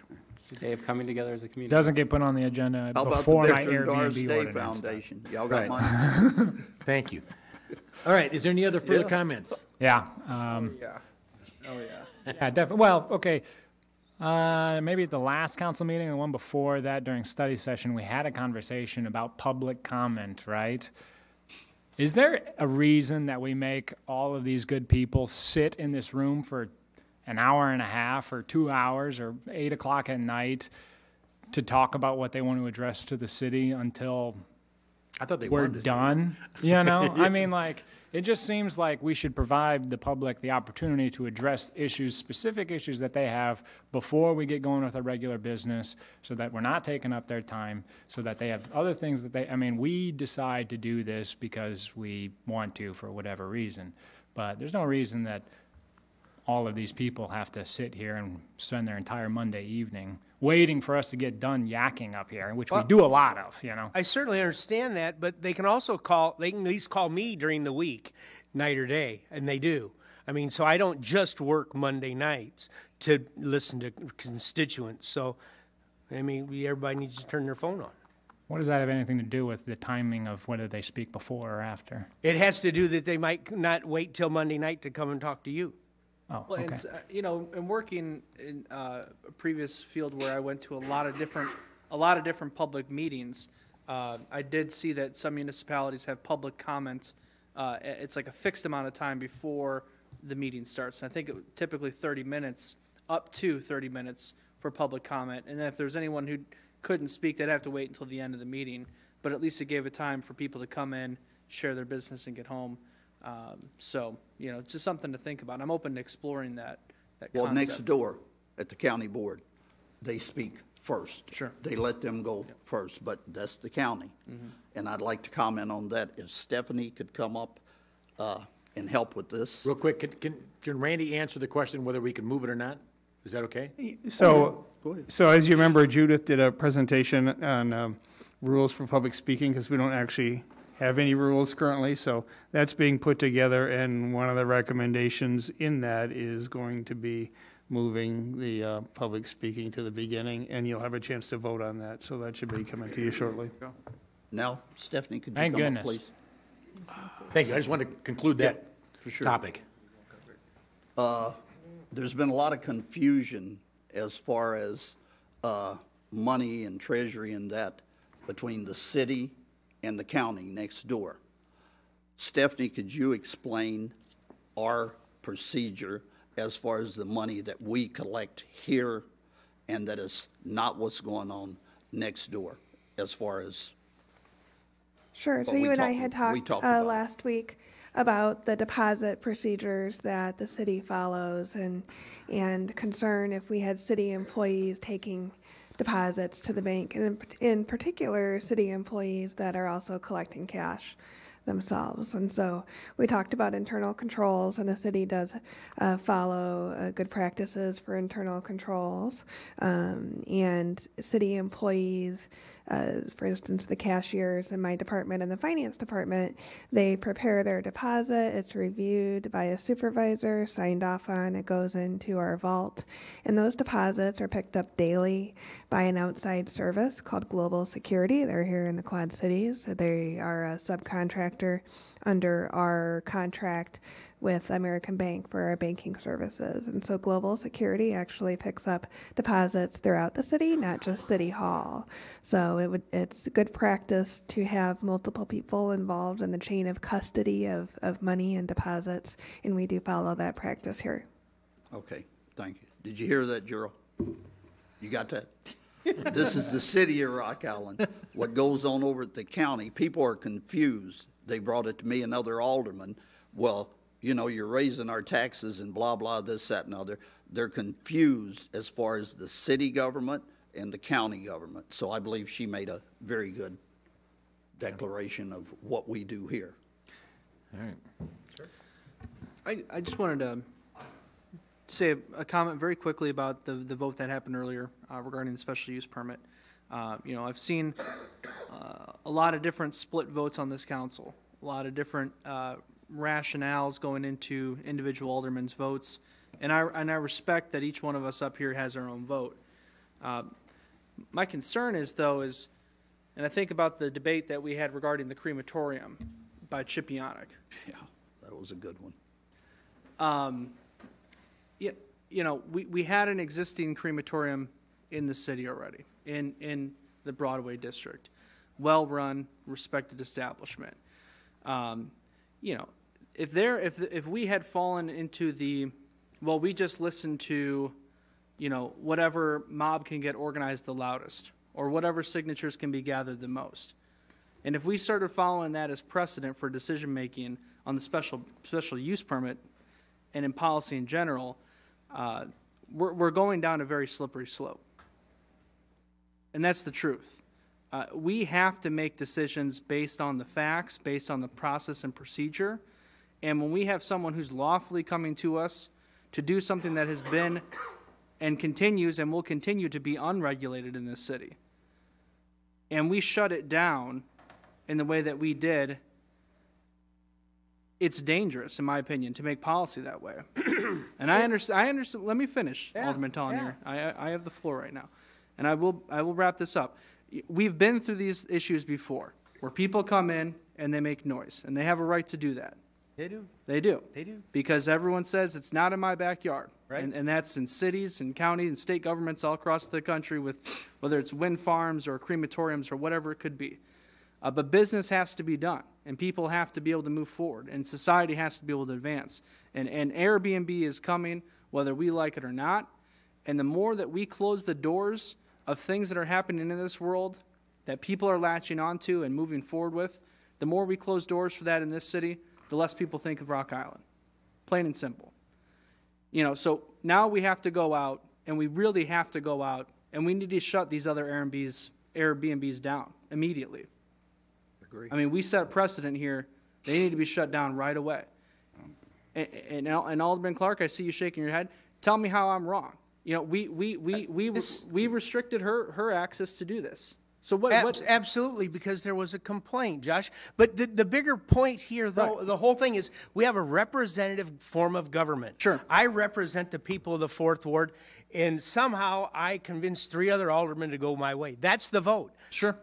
That's it. Yeah. Now, if somebody wants to change the rules or change the ordinances and change the deal, go ahead. Right. But that's the vote, and that's our process. But Steve, my point is, though, is that when we go to have this debate about is Airbnb going to be permitted in this city? But that's a different question that we answered. We didn't answer that question tonight. Yeah. We asked if she could we answered the question whether she was allowed to do something that wasn't conforming to our ordinances. That's what, and we said she can't have a special use permit to do that. That's what we did tonight. But Because it's a fee for service for her renting out her home. It's I don't Airbnb. know anything. I'm just telling you that was the process that we voted on, and it's been that way a long time. Is there anything new that we can bring up for his comments? Well, I think the new thing is going to be, what are we going to do about this issue? I think we're talking about an ordinance, taking a look at an ordinance, I think is what the It's conclusion was. He told me March. So, and I don't mean to shut you down, but if we got something new to represent. I understand, but it's a critical inconsistency. It really is. You know, when we allow things like crematoriums to go through, even though people come up and say, not in my backyard, this is dangerous, they don't bring any facts to the table, and we still push forward because it was the right thing to do. And it was a different. confrontational vote. It wasn't 6-1. It wasn't. And it's the process, Josh. I understand, but and it's the best one on the planet. Unless the one we have. All right, any other council members? Yes, sir. I just wanted to mention I had 2 calls since our last meeting about deer complaints, one dead, one living. And I was wondering if other council members are getting calls about the deer population, or am I the only one? Not below the hill, man. Okay, I said I'd bring it up, so No I brought food it, supply I brought there. it up. I had a lot in my neighborhood. Well, one of the complaints came from your neighborhood, actually. She even mentioned you. She mentioned you personally. That's fine. That's fine. All right. We have a number of people that have signed up to talk about the courthouse. Go figure. Yeah. The hot topic today. And I guess just to let people know up front, because of the number of you, I'd like to limit it to 5 minutes per person. And also, I don't want everybody to come up and just repeat what they've said. Now, if they want to come up and say ditto or whatever, that's fine. But at the same token, we need to be productive with time and make sure that we get everybody an opportunity. So I'd like to adhere to that.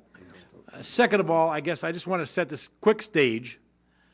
and making sure that everybody knows that the involvement the city of Rock Island has is strictly in a permit that would be issued for demolition. We have no decision-making on whether it comes down or stays up or influencing one way or the other. We are here to abide by the laws, the ordinances that are put in place. We have our city attorney do in-depth research on this stuff and take his advice very seriously. And so the decision for not even this council, for the city, because this council doesn't even make the decision. It really actually ultimately comes to the CED department, inspections to issue it if they meet the qualifications, is where it flies. And so they got to make sure that everything's there that is proper with our ordinances. So that's the involvement of the city at this point. So with that, I don't know. Diane, I see you signed up first, but I don't know if you have somebody who would like to start off, or if you want to start, that's fine. I can start because I'm probably going to be different. I don't know. I didn't say that. Do I need to sign? Yeah, Okay, yes. No, you do not, because you got signed up here. Signed up there, okay. Diane A. Strike, 816 22nd Street. I'm here because of a meeting we had last week at the Preservation Society, and after discussion about the courthouse, we came to a conclusion, and I wish I could say it was my idea, but it wasn't, unfortunately. Many of the people in the society, we, Moline, probably most of the people here in the audience, have been to county board meetings, county committee meetings, et cetera, et cetera. And one of the things that we say amongst ourselves, the way they operate is so weird. Why don't they work like our city does? And by that I mean they make their decisions with no input from staff. Most everything you guys vote on that you heard at the study session, you've got a staff report. I've served on numerous committees and commissions for the city of Rock Island. We always get a staff report that says this is what's being asked, these are the pros, these are the cons, this is our recommendation. Now, sometimes our commissions don't follow those, but we do get this whole balanced information. And one of the reasons we think that there's been no impetus to develop the courthouse from the county, they don't have a CED department. They have nothing to do with economic development. They don't have a clue how to do it. And I'm sorry to say this, but it seems really true. Even their RFP for courthouse demolition had to go to a third party to write it. They don't have these skills at the county. I've read many times rural rezonings. And what report gets sent to the committee, it's not a commission with any expertise per se, is this is what's being requested, this is a map. Vote on it, make a recommendation to the county, to the full county board. What we think we would like to see, and it'd probably be up to Mike and Randy, make contact with your counterparts at the county, offer the help of our CED department. But we have the skills, and we have Access Rock Island Economic Growth, and probably Moline would sign in and help too. We've got serious economic development skills, and we can help them. Not that everything's going to be done by us or anything, but maybe some kind of an intergovernmental agreement. They found an easy way to do one, to tear the courthouse down. How about an intergovernmental agreement to come to a way to develop it?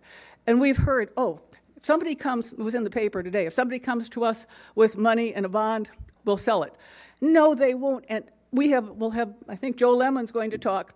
He's come and talked to them. Nobody can make a serious proposal until we know what the county allows. Because even today, they say, come to us with a proposal. Some of the proposals that we've seen have been for condos, offices, but then the sheriff is saying, we can't have anything in there because they're snipers. So there is no consistency, no real information. And when I say maybe Moline would help, because they have a CED department, maybe one reason it would be to their benefit too. Obviously, it's to our benefit. I don't know if you read the paper, the property transactions. We just lost $1.5 million because Augustana bought an apartment building that's going off the tax rolls. I shouldn't say we lost $1.5 million of assessed valuation. That's over a third of the assessed valuation of Broadway. We can't afford that. So if that courthouse would go back on the tax rolls, it would benefit Rock Island, first of all. all of our taxing bodies, but everybody in the county, the airport authority, the county, the forest preserves, et cetera, et cetera. So we need to get this economic ball rolling, and it's sitting there, and Rock Island can help, because we're smart, we're tough, and we know how to do it. Thank you. Thank you, Diane.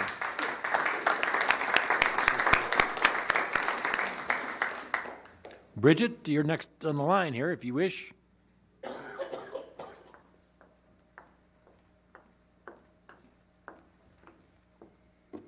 Hi, Bridget Ehrman. I live at 904 23rd Street in Rock Island. I wanted to speak to what you addressed earlier in terms of the legal issues that we're facing with this situation. It's been something that's been concerning to a lot of citizens for a long time.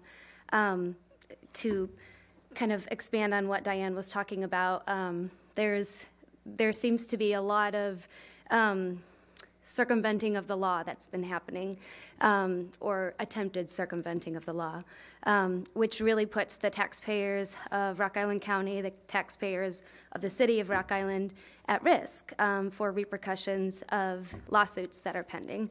I think you all received the article or the letter from Landmarks Illinois that is going, that talked about that they're going to sue if county officials try to illegally demolish the building, which is concerning because our county's insurance is self-funded, which means that the taxpayers are going to be responsible for the repercussions of all of these things, which is, it is very, very concerning that our elected officials are not thinking about our tax dollars when they're moving forward with something that's clearly illegal. And,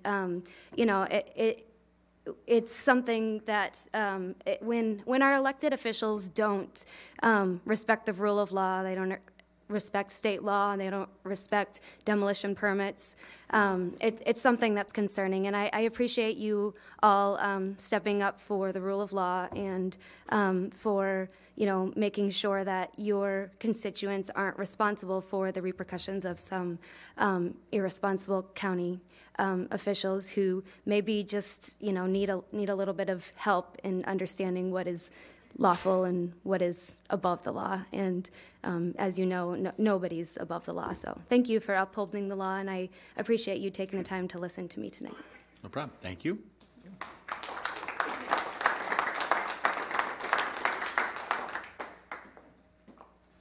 Michael?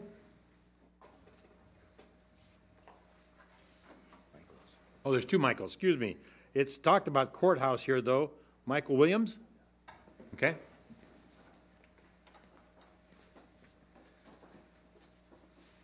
I live at 1708 53rd Street in Moline, Illinois. But she talked about the courthouse. I understand that there's been some asbestos abatement at the courthouse over there where they've been taking asbestos out. That building is probably old enough to have quite a bit of it in there. But once it's cleaned out and once it's abated, I kind of agree with everybody else in trying to protect that building one way or the other. But if it has to be torn down and eventually demolished, why not sell the awnings or the cauldrons and the blocks that are on that building and so forth and such? I'm certain that they would bring a lot more money than $1.6 million that it would take to demolish it in the first place. Not only that, but talking about lawsuits, if you have a building that's a government property like that has asbestos in it, hundreds, thousands of people have been through that building. That means everybody's been exposed to that kind of stuff at one point or another. That's something else I think y'all are going to have to start looking at very seriously. That's about all I have to say with it. Okay, thank you. Okay, we have Mike, excuse me, now we got Mike Baxter. Apologize for the confusion there.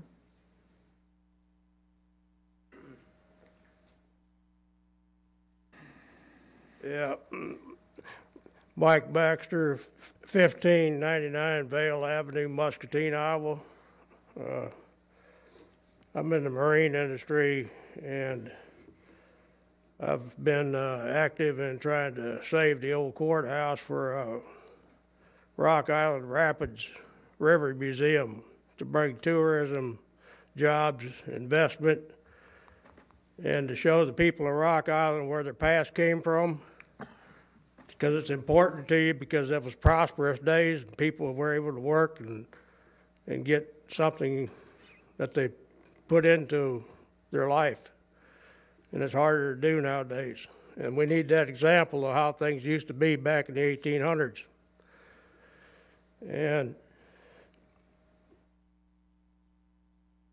I wanted to come to this meeting because I know you're going to vote on the city permit for demolition, and We will not be voting on that. It's not us. If the city council does not vote on permits or anything else, if they meet the requirements, it's automatic through the CE department inspections. Okay. They can issue that permit if they meet all the requirements.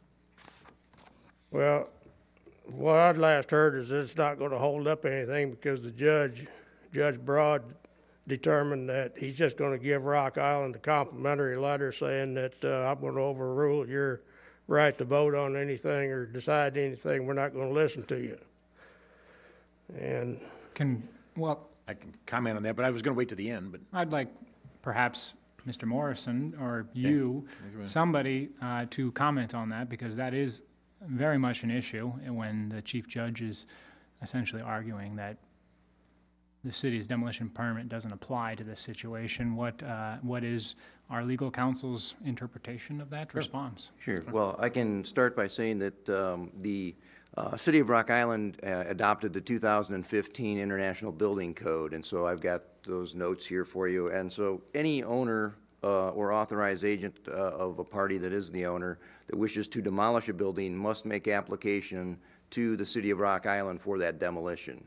And that's section 105.1 regarding permits under the International Building Code. Regarding action on an application, it says, the building official shall examine or cause to be examined applications for permits and amendments thereto within a reasonable time after filing. If the application or the construction documents do not conform to the requirements of the pertinent laws, the building official shall reject such application in writing, stating the reasons therefor. If the building official is satisfied that the proposed work conforms to the requirements of this code and the laws and ordinance applicable thereto, the building official shall issue a permit therefore as soon as practicable. So that is what the requirement is of the code of the City of Rock Island. And so anyone who wishes to tear down a building, as the mayor said, council doesn't get to say, hey, we think it's a good idea or we think it's a bad idea, but the chief building official looks at the application and then determines, do we believe that they are in compliance with, and I think the operative word here would be the laws and ordinances, which would not just mean ordinances of the City of Rock Island, but it would also mean laws of the state of Illinois and laws of the United States. That's my interpretation of the word laws. Sure. Can the public see that document, that the application that's going to be received by the city sometime? the application has not been, they have not turned in an application at this point. Can we have a point of contact where we can keep up on that when it is turned in so we can see it?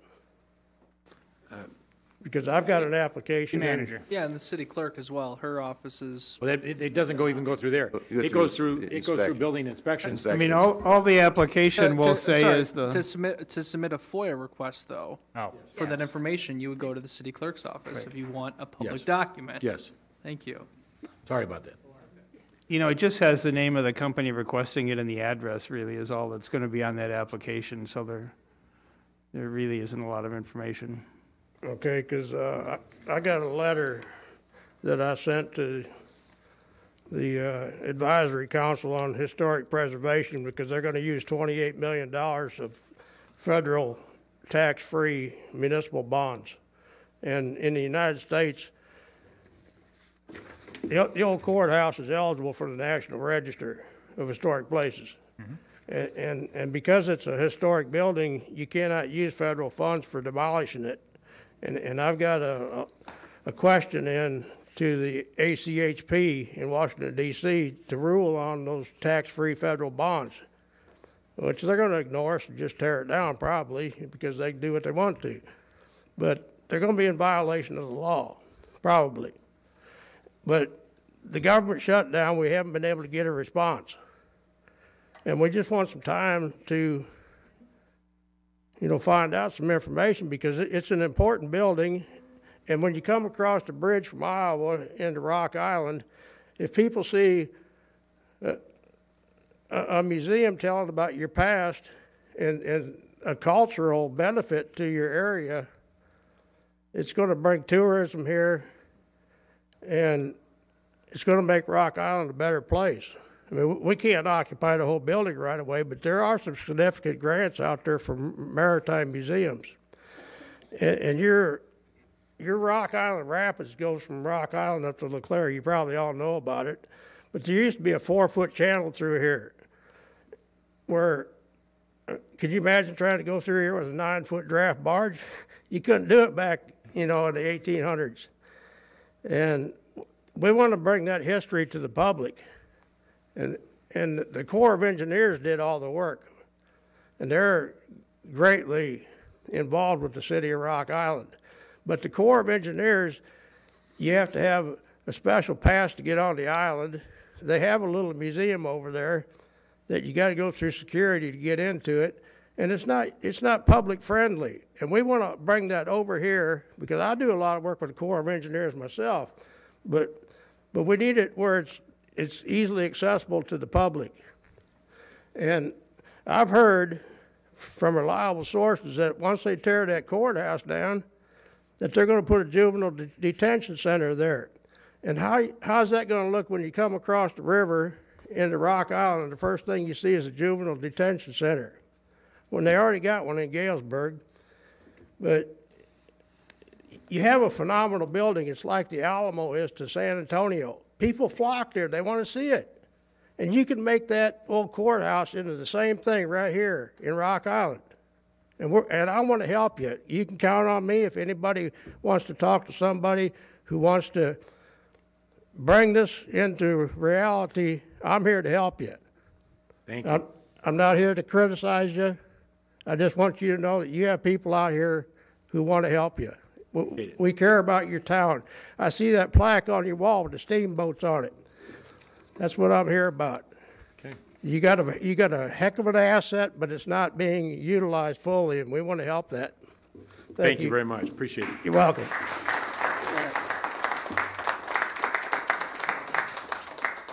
Tom Sparkman. There he is. Tom Sparkman, 1600 18th Avenue, Rock Island. I'm here to talk about, I oppose the demolition of the courthouse, like many people here. I'm not going to try to repeat what's been said already, but I'm not a preservationist. I'm just more concerned about our community. I feel like the city has a great asset downtown Rock Island. It's ridiculous to me that we're going to take this asset and spend another $3 million to demolish it, when it could be something that could provide value both aesthetically and also financially for our community. I just don't understand the why, and no one has really explained it to me yet. I'd like to see the leadership of the city. I know you guys are doing a great job, Dave Morrison, Mayor Tomes, like holding their feet to the fire to follow the letter of the law. But I'd like to see a little bit more leadership, I guess, as far as like what is best for the city of Rock Island when it comes to the courthouse demolition. So that's all I have to say. Thanks. Thank you. Joe Lemon. Good evening. My name is Joe Lemon, and I'm here also on behalf of the preservation of the historic courthouse. Mr. Mayor, respectfully, I'm hopeful that with the body of evidence that you hear tonight, that we can persuade you that the city's role should be more than just ministerial, but rather be in helping to shape our community here. You began the meeting with the talk about form, zoning, and other issues that shape our community. Respectfully, this is the crown jewel of the downtown here, and I think that we are all here tonight to support integrating that and preserving it for our future. You will notice that we are not a galvanized group. We're a band of misfits, perhaps, but we're here with a common goal, and that is to benefit all of us here, for the reasons I'll try to describe to you tonight. But please understand that though we are not galvanized, the people at the county who we've tried vigorously to work with cooperatively, refused to do so with any one of us, any group of us. And so, contrary to our lack of connectedness, they're very, very well fortified together. I want to make just a few points for you tonight. The preservation of the courthouse is an economically viable opportunity. There seems to be a misperception about that. Thanks in particular to legislation that has taken effect in 2019, there are more tax credit incentives in Illinois than ever before. I have prepared financial pro formas that illustrate the financial viability of this project. I have submitted them to the county board, to the Public Buildings Commission, to the county administrator. I have shared them with you in advance of this meeting tonight. I am happy to take as much time as you like to go over them. I won't, provided you have questions, I'm happy to walk you through it. I'm really good at this. I've done it successfully at the Abbey Center over in Bettendorf, which was a over 100-year-old monastery. Abbey Station, the former Rock Island train depot, we've restored to public serving uses, I think, quite well. And by the way, I can tell you I have toured the courthouse, and though people will complain of its condition, I can tell you that it's in far better condition than the Abbey was when we took that over, or when the train depot was when we took that over. So furthermore, for those of you who are, I think rightly, concerned about jobs and economic opportunity, please understand that it is obvious that millions of dollars more will be spent on the renovation and preservation of the courthouse than in its demolition. There will be more jobs to save the courthouse than to tear it down. Second, Rock Island County is woefully mismanaged. This is a fact. You're all probably aware of this from your own anecdotal experiences, but you don't need to take my word for it. Last month, Standard & Poor's downgraded the county's bond rating, citing, among other things, weak management due to the structural imbalance and weak budgetary performance with operating results that we expect to deteriorate in the near term. Hope Creek continues to lose millions of dollars each year, and its oversight board of community members is facing defections, starting with the president, Jesse Hullen. The county's solution to this mismanagement is to raise our property taxes, as it did in November, by 11.9%. In our view, the county's mishandling of the courthouse is just another example in a long list of operational failures. And incidentally, talking about property taxes, if Augustana College paid property taxes, we would probably be fiscally solvent in the county. The stated basis for the demolition of the courthouse is a fraud. What do I mean by that? They produced this intergovernmental agreement that was executed by Kenneth Miranda in July of 2018, and it states, despite numerous good faith efforts to attract outside financing for the repair and renovation, to date no realistic solution for the preservation of the courthouse has been identified. Untrue. How do we know it's untrue? Because we asked Mr. Miranda at the Public Buildings Commission meeting on November 29th, and he said as much. They did nothing to find a different use for it for years. Why not call me? I did the Abbey. I did Abbey Station. Low-hanging fruit in your community, people who want to support these things. When you go to sell your home, you hire a broker. You call Rule and Rule. You call Mel Foster. You put a sign in your yard that says this is for sale. And the county did none of that. And we've asked, please show us the good faith efforts. They have none to show us. The county has refused to maintain the 1896 courthouse. One of the principal arguments that the county offers in favor of the demolition of the courthouse is that they have refused to maintain it. This is analogous to a pet owner who wants to euthanize his animal because he's been abusing it for years. You can't let them do it over that issue. The county has rejected overtures from would-be owners and preservationists. There's this myth out there that people haven't approached them to say, how can we help this? I've been doing that for months. The county administrator won't respond to me. No one on the board will respond to me. We've submitted 5 letters of interest in this. We can't make an offer with an unwilling seller. It's obvious. The county did not seek to issue public debt to finance the renovation of the courthouse or to convey it to another public entity.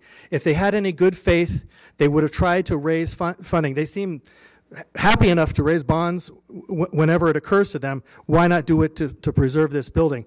Or convey it to the city of Rock Island, to another public entity, to the state of Illinois, something else if they didn't want to continue to own it. Historic landmarks, this is my penultimate point. Historic landmarks are a natural resource for a mature community. So when you have aging communities like we have in Rock Island that have a long and rich history, our historic landmarks are the kinds of things that call people to our community. And I have been impressed over the past several months when I attend these meetings and the people in the back of the gallery who I don't know come and speak in support of this, and they say, I moved to Rock Island because of the history here. And I hope that they will reiterate that point tonight. I'm not going to belabor the point about how hard it is to find new businesses here, but that seems to be, the exodus to Iowa seems to be a real thing. And by the way, if I'm unable to convince the decision makers that this is worthy of preservation, I seriously have to reconsider whether I'm going to be investing more in this community, and I have opportunities in front of me right now, which I'll discontinue. So here's what our request is, a radical request. To echo what Diane said very wisely earlier, let's have someone from your body talk to the county. We would like to establish a blue ribbon task force of people who could get together and say, what can we do to save and repurpose this courthouse for the benefit of the community? We could have a finite amount of time, say 6 months. We previously mothballed the train depot before we took that over. There was no ill effect from that. We could do that in this instance here. There's no exigent circumstance that requires its demolition. And then at that time, if we can't identify a future use for it, then I would remove my objection to its demolition. But I'm confident that if we had willing participants around the table, people like you, I'm really impressed with the dialogue that we've heard tonight, even when there's been conflict. And so I'm hopeful that reasonable minds can prevail here. So anyway, what could be more reasonable than a blue ribbon task force? That's all we're asking for. Thank you for your time and consideration. Thank you.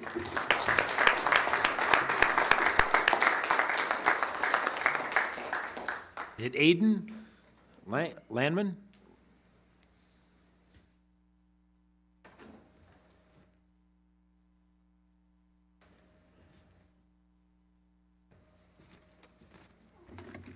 How are y'all doing? Good. Good. What's that, Aiden? Good evening. I haven't been in City Hall in a couple years. Last time I was in this building, I was meeting with a few of your former staff members to discuss my plans to bring Uber to the Quad Cities. We formed a spirited partnership then, and I valued the gracious and hospitable nature with which you welcomed me into your halls. Thank you again for welcoming me. I've lived in Rock Island on and off since I moved here in 2004 to attend Augustana. I've moved a bit, spent a couple years in Chicago and another few in Davenport. But this is where I always end up. My wife and I moved back here 6 months ago. Tomorrow we actually celebrate our 1-year anniversary. It's not in my speech, but I wanted to mention it. We don't own our home, however, we can sometimes feel our roots beginning to grow. Over the last 18 months, I've been blessed with the opportunity to travel all over the globe. I've seen some of the oldest and most colorful cities in the world, domestic and world cities on the rise, and communities that should be our benchmarks rebounding masterfully from economic crises similar to those which have challenged our region. But I always come home. I think the assembled here will agree there's something about Rock Island. But the assembled here will also agree there exists a common thread to municipalities that emerge and a thread common to regions which suffer a slow decline to historical footnote status. How one treats its history and its historical assets. Cities emerging from decades of economic slowdown understand the value of converting existing historical assets into developmental seeds to spur further growth within corridors. Metros that slide further towards irrelevancy disregard their assets in favor of unimaginative and temporary structures which fade into the background as one passes through town. The Rock Island Courthouse is an illustration of this fork in the road, not only for our city, not only for our county, but for the entire Quad Cities. Do we endeavor to benchmark ourselves to cities like Kansas City, Milwaukee, Madison, and Des Moines? I'm sorry. True Illinoisan right there.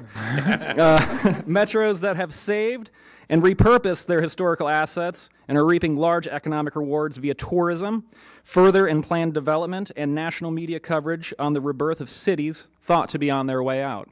Everyone loves the story of a phoenix rising.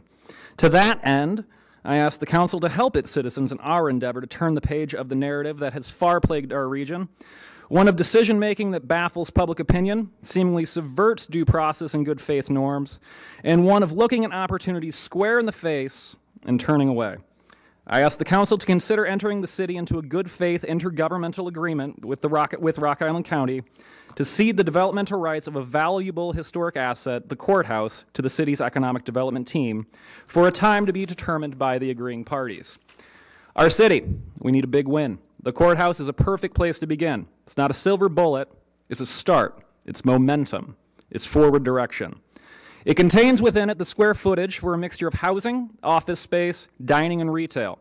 It's an architectural complement to the main downtown across the street, could provide the city with an immediate center of commerce at the foot of an active and iconic Centennial Bridge, and could signify the redevelopment of the neighborhood to its south and west.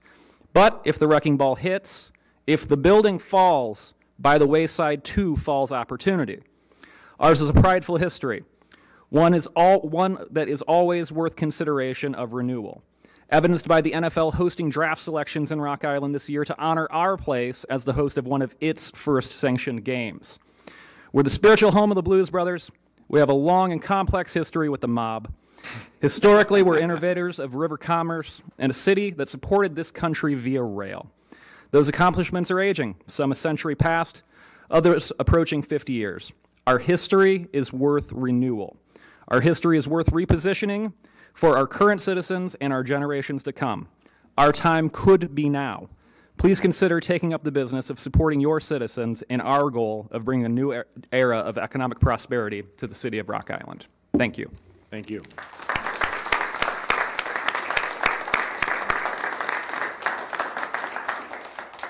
Is it Ian? Ian? What's the last name? Harris? Thank you. Well, that was a tough act to follow. So I live at 1305 2nd Avenue, and I'm not sure if you're aware, that's about 600 feet or maybe a little bit more, give or take, from the courthouse. And I've lived there for about 2 years now, and I've driven past the courthouse every day or walked past it for just as long. And I just can't believe that anyone would think it was a good idea to tear it down. I think everyone has already said a lot of great reasons why not to tear it down. I think another one that really needs to be exemplified is that the city, especially the downtown, is in the worst shape it's been since I've started working and living down here. I've been working down here for about 7 years, and I see so many empty buildings in downtown Rock Island. And I think this is an opportunity to have a huge development deal that could finally jumpstart this community and get people to notice it. And the fact that you have a developer who's telling you if this doesn't go through and they tear down this courthouse, he probably won't do any more developments in your city, I think that's a big deal. I think everyone laughs at Rock Island. I think everyone thinks Rock Island is never going to jump back, but I truly believe it could. And I think it's a project like the courthouse that could make it happen. And I think the city should do everything in its power to stop it, and maybe a little bit more in its power than it would usually. So that's all I'm going to say on it. I do have a few other things. You know, what if European cities had tore down all of their historical buildings? Then there wouldn't be a chance for people hundreds of years later to go and visit them. It's something to think about. America is relatively new, and this building is what, over, think about it, how old it is in America and the settlement of this area. It's foolish to tear it down. And also, I do want to say, I think it's really also foolish that the city council doesn't have their public discussions earlier, because I don't go to bed till 1 in the morning, but a lot of people here probably go to bed a little earlier. So maybe, and also, I really think it's foolish to spend that much time arguing about Airbnb. It's happening now. It's been happening for years. You got to do something about it. Thank you. Thank you. Thank you. Jody. I think it's Jody. Mm-hmm. And Jody, what is your last name? Sweeble. Okay. Good evening, Jody Sweeble, 1906 7th Avenue. In 2005, my husband and I moved to Rock Island. We were Iowa natives. Since then, we've owned 3 properties, currently own 2 in Rock Island, and have invested serious funds in preserving those 3 properties that we've owned and currently own.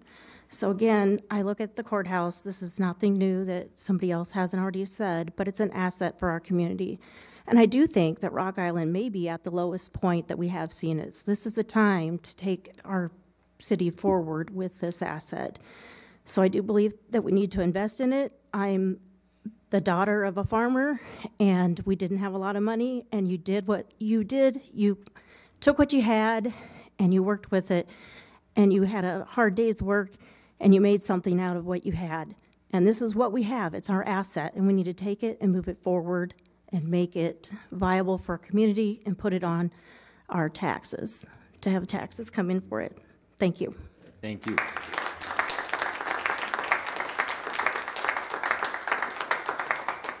Megan Quinn, still here?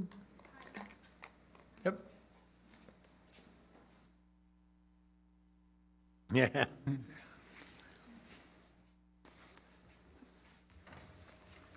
Hello, Megan Hi, Quinn, Megan. 514 23rd Street.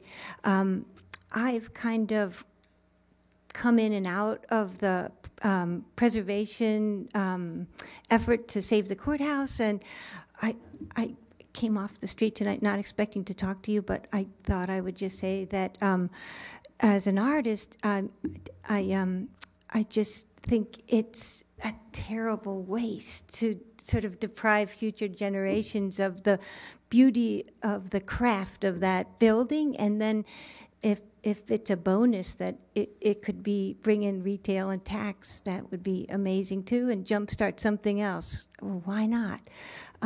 So I'm just throwing my lot in with this motley bunch, and wanted to thank you for upholding the law. And also for being such a civil body, like you faced your audience. Thank you. Thank you.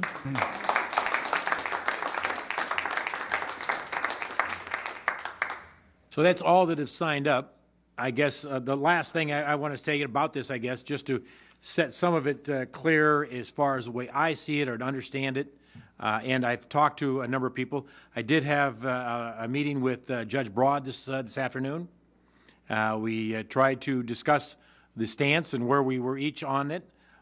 We did not reach an agreement on that, as you might understand, but he feels that he does not need the permission of the DNR, which is also working with EPA, those 2 organizations, the way he interprets the law. We interpret, as you heard the city attorney talk about, that we've adapted all of these codes and ordinances. And it does state that we need, or they need, approval from the EPA, and which then gives and the DNR. They quote Section 707 of the codes is what they're living with, which is the Preservation Act that was put in place a number of years ago. The DNR is working with the EPA. They have gotten delayed on some of their decision making due to a change in their chief of staffs, along with the new governor and everything else. Things have changed, and they're trying to get a feel of what's going on. So they've gotten a slow process going there. I tried to get a feel for when a decision could happen, and when I said, this week, and they said, doubt it. And I said 6 months from now, and they said, oh, I'm sure it'd be sooner than that, but wouldn't go anything different than that. So who knows when they would have a ruling in favor of it or not. He didn't indicate that at all either, but they do have the information in front of them to evaluate. And so that's what we are waiting for, that information. Once again, you talk about us stopping the process, and making something else of that building. Unfortunately, this body does not have the ability to do that one way or the other. We have the authority and the right, what the citizens, to follow the ordinances and laws that are in place. If they get the okay from these 2 organizations, we need to follow that law and follow through and give a permit. We cannot deny them. We would not deny any other developer or anything else if they meet the requirements one way or the other. And so I want to let you know that I guess that's where we're at with this. It's, if they tear it down, it's not because the city allowed it or didn't stand up for it at all. Individual council members here, I'm sure, have got their opinions whether to save it or let it be torn down. But their job and my job is not to express our own personal needs, but to work with, sticking with the laws and the ordinances, the policies that this council has put in place.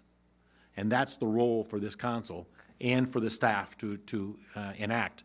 And so please don't take whatever happens as what this body has wished or allowed to happen.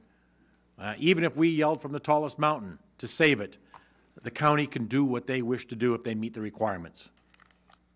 As we ask of them when we want to do things, as long as we as a city meet the requirements that we can do, and the city doesn't have the ability to meddle in it. So it is a frustrating moment for everybody. There's just as many people out there, I'm sure, that are the opposite side of it and say, tear it down. I don't know. You see some of, I'm not here, so I'm not saying here, and they didn't show up, and they had the opportunity to. And so this is the loud group. This is the group that's most organized for this. And I understand that, and we can sympathize with what everybody's saying, because there's a lot of truth to what you people have said. But I just, once again, I don't want to keep repeating everything else, but let you know what we have to work with, and that is the limits. Yes. That very much buried in Judge Broad's document, his supporting exhibits, is a letter from the State Historic Preservation Office, because he said they haven't responded, therefore we can do it, where they say, we have determined there is an adverse effect, and that's what their job is, to determine an adverse effect. You need to contact us and we'll work out something. And that's on page 40 of one of the supporting documents. So that has already been received by the engineering firm. So they have made something. Thank you. Diane, just on that note, just for clarification, there are two issues with regard to the law. There is the groundwater permit. Right. And I believe that what you're talking about in Judge Broad's ruling is the groundwater permit. He was, I believe, saying... Too late. Well, I think that the reasoning was that it had been more than 30 days since it had been pending. Right. The actual language of the statute says 30 days after it was received. I don't know what date that was received. Right. So that, that can be verified. But the second issue is also compliance with the Preservation Act, and no one, I think no one disputes there has not been compliance with the Preservation Act. The argument is it doesn't apply to us, and we believe it does. Right. But first he said that nothing applies to us, nothing in state law applies to us. And so so they have responded. That was the only thing I wanted to clarify. That sure. No, but, and I think that was I think he was referring to I just want to make sure that so you were clear that I think he was referring to the groundwater permit, saying, well, because it's been more than 30 days, that's okay. And that's a separate issue from the letter that you're talking about, which is from the Preservation group, yeah. Because they are the ones that determine whether there's an adverse effect. Right. Yeah. Thank you. Sure. Mr. Mayor, respectfully, I don't think anybody here in this audience, and certainly none of the constituents that have contacted me, are asking this council to hold up a permit should the state give their okay on this project. What I have heard tonight is that our constituents are asking us to do everything in our ability to assist the county in finding an alternative use for this property. I mean, they're not asking for us to maliciously say, no, we're going to deny you the permit. They're not asking for us to do anything of that nature. They're asking us to do what we say that we're going to do every day. Is there a potential to generate revenue from this building so that we don't have to rely on raising their property taxes? They are expecting us to follow that through as far as we can go. And at this time, I don't believe that this council has done everything that we could be doing. Admittedly, the county has the full right to reject any offer that this body may provide them. However, I think it is upon us to make that offer. It is upon us to say that the city has these resources. Diane made a very good point in the very beginning of her discussion, that the city has professional staff that know how to do $10 million historic renovation projects. We have been working, I mean, we don't have to reiterate how hard our staff has been working with Saratoga Capital to get the best building going, right? I mean, that's a $13 million project a few blocks away from this one that our staff is facilitating. We have done millions of dollars worth of renovation in downtown Rock Island with the use of our professional staff. And I am not going to sit here and look at my constituents and say, well, with this project, I'm not going to offer the professionals that they fund. I'm not going to reach out to this potential customer or this potential client and say, hey, can we work with you? Right. Of course, I mean, that's what I do all day long in downtown. I talk to the owner of the Fraternal Order of the Eagles building, and I say, hey, are you interested in selling this? Well, I don't know. Well, how about I put you in connection with this guy who's interested in buying it and our staff, and maybe we can see if there's a deal. That's all that these people are asking for. They're asking that the city facilitate a deal in the city of Rock Island that's going to relieve some property tax stress from their shoulders. And I would very much ask my fellow colleagues to please listen to them. I have, real quick, I have, and Joe and I have spent several conversations on the phone. One was just yesterday. On Sunday, we finally hooked up and everything else. And I did talk to him about economic development, and I talked about city incentives. You know, that it's not in the enterprise zone, but if a private person took it over, it could be incorporated. Talked about tax incentives, et cetera. And so he was one, that a developer, that I did specifically mention the, not only the enterprise zone, there was a couple others, but immaterial, to encourage him to take it farther. And that's correct. I mean, and encouraged even to put a bond together and talk about showing a serious offer. So there's one that, even whether it would be, Chandler maybe didn't talk to him, I did, the city did, talk to a developer.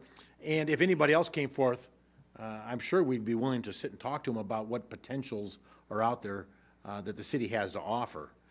We talked about historic tax credits. I guess that's what we talked about. The other one, the state and the federal. And he talked about, once again, we did 50%. The conversation was, if I put $5 million in it, I can get $2,500 back on historic. So we're starting to run some numbers. Yeah. And so we tried. At this point, but the city hall tried to encourage him to do something. I was not trying to discourage by any means or play neutral. Go ahead, Joe. We don't want to belabor this. We've got to get the evening going, but. Yeah. I'm sorry, you're exactly right. And everybody who I've talked to in this room has been very gracious with me. It's the problem with, I don't know where I'm pointing to, but it's the other building. That's right. Where people won't talk to me. That's right. And here's my hope and expectation is that you will have the authority and the gravitas to encourage those folks to work. Why? For the benefit of the whole community, not for my benefit, not for any individual's benefit, but so somehow we can preserve this for future generations. Right. And I can't talk to, they won't talk to me. You have to understand that. You've talked to me. Great, but they won't talk to me. And they're the ones who have the asset. That's exactly the issue is that even if we find and encourage someone to go forth, in my conversations with Walter Broad this afternoon, Chief Justice, I'm not sure that they're open, even if somebody came with a great proposal and everything else, that they are going to listen to it. He threw it back on the sheriff's department and saying the sheriff won't protect the new building if that goes into private hands. Sure. Okay? Because he says it's too close. Sure. And so he says even if the county board would approve a sale, he has the authority to deny that sale.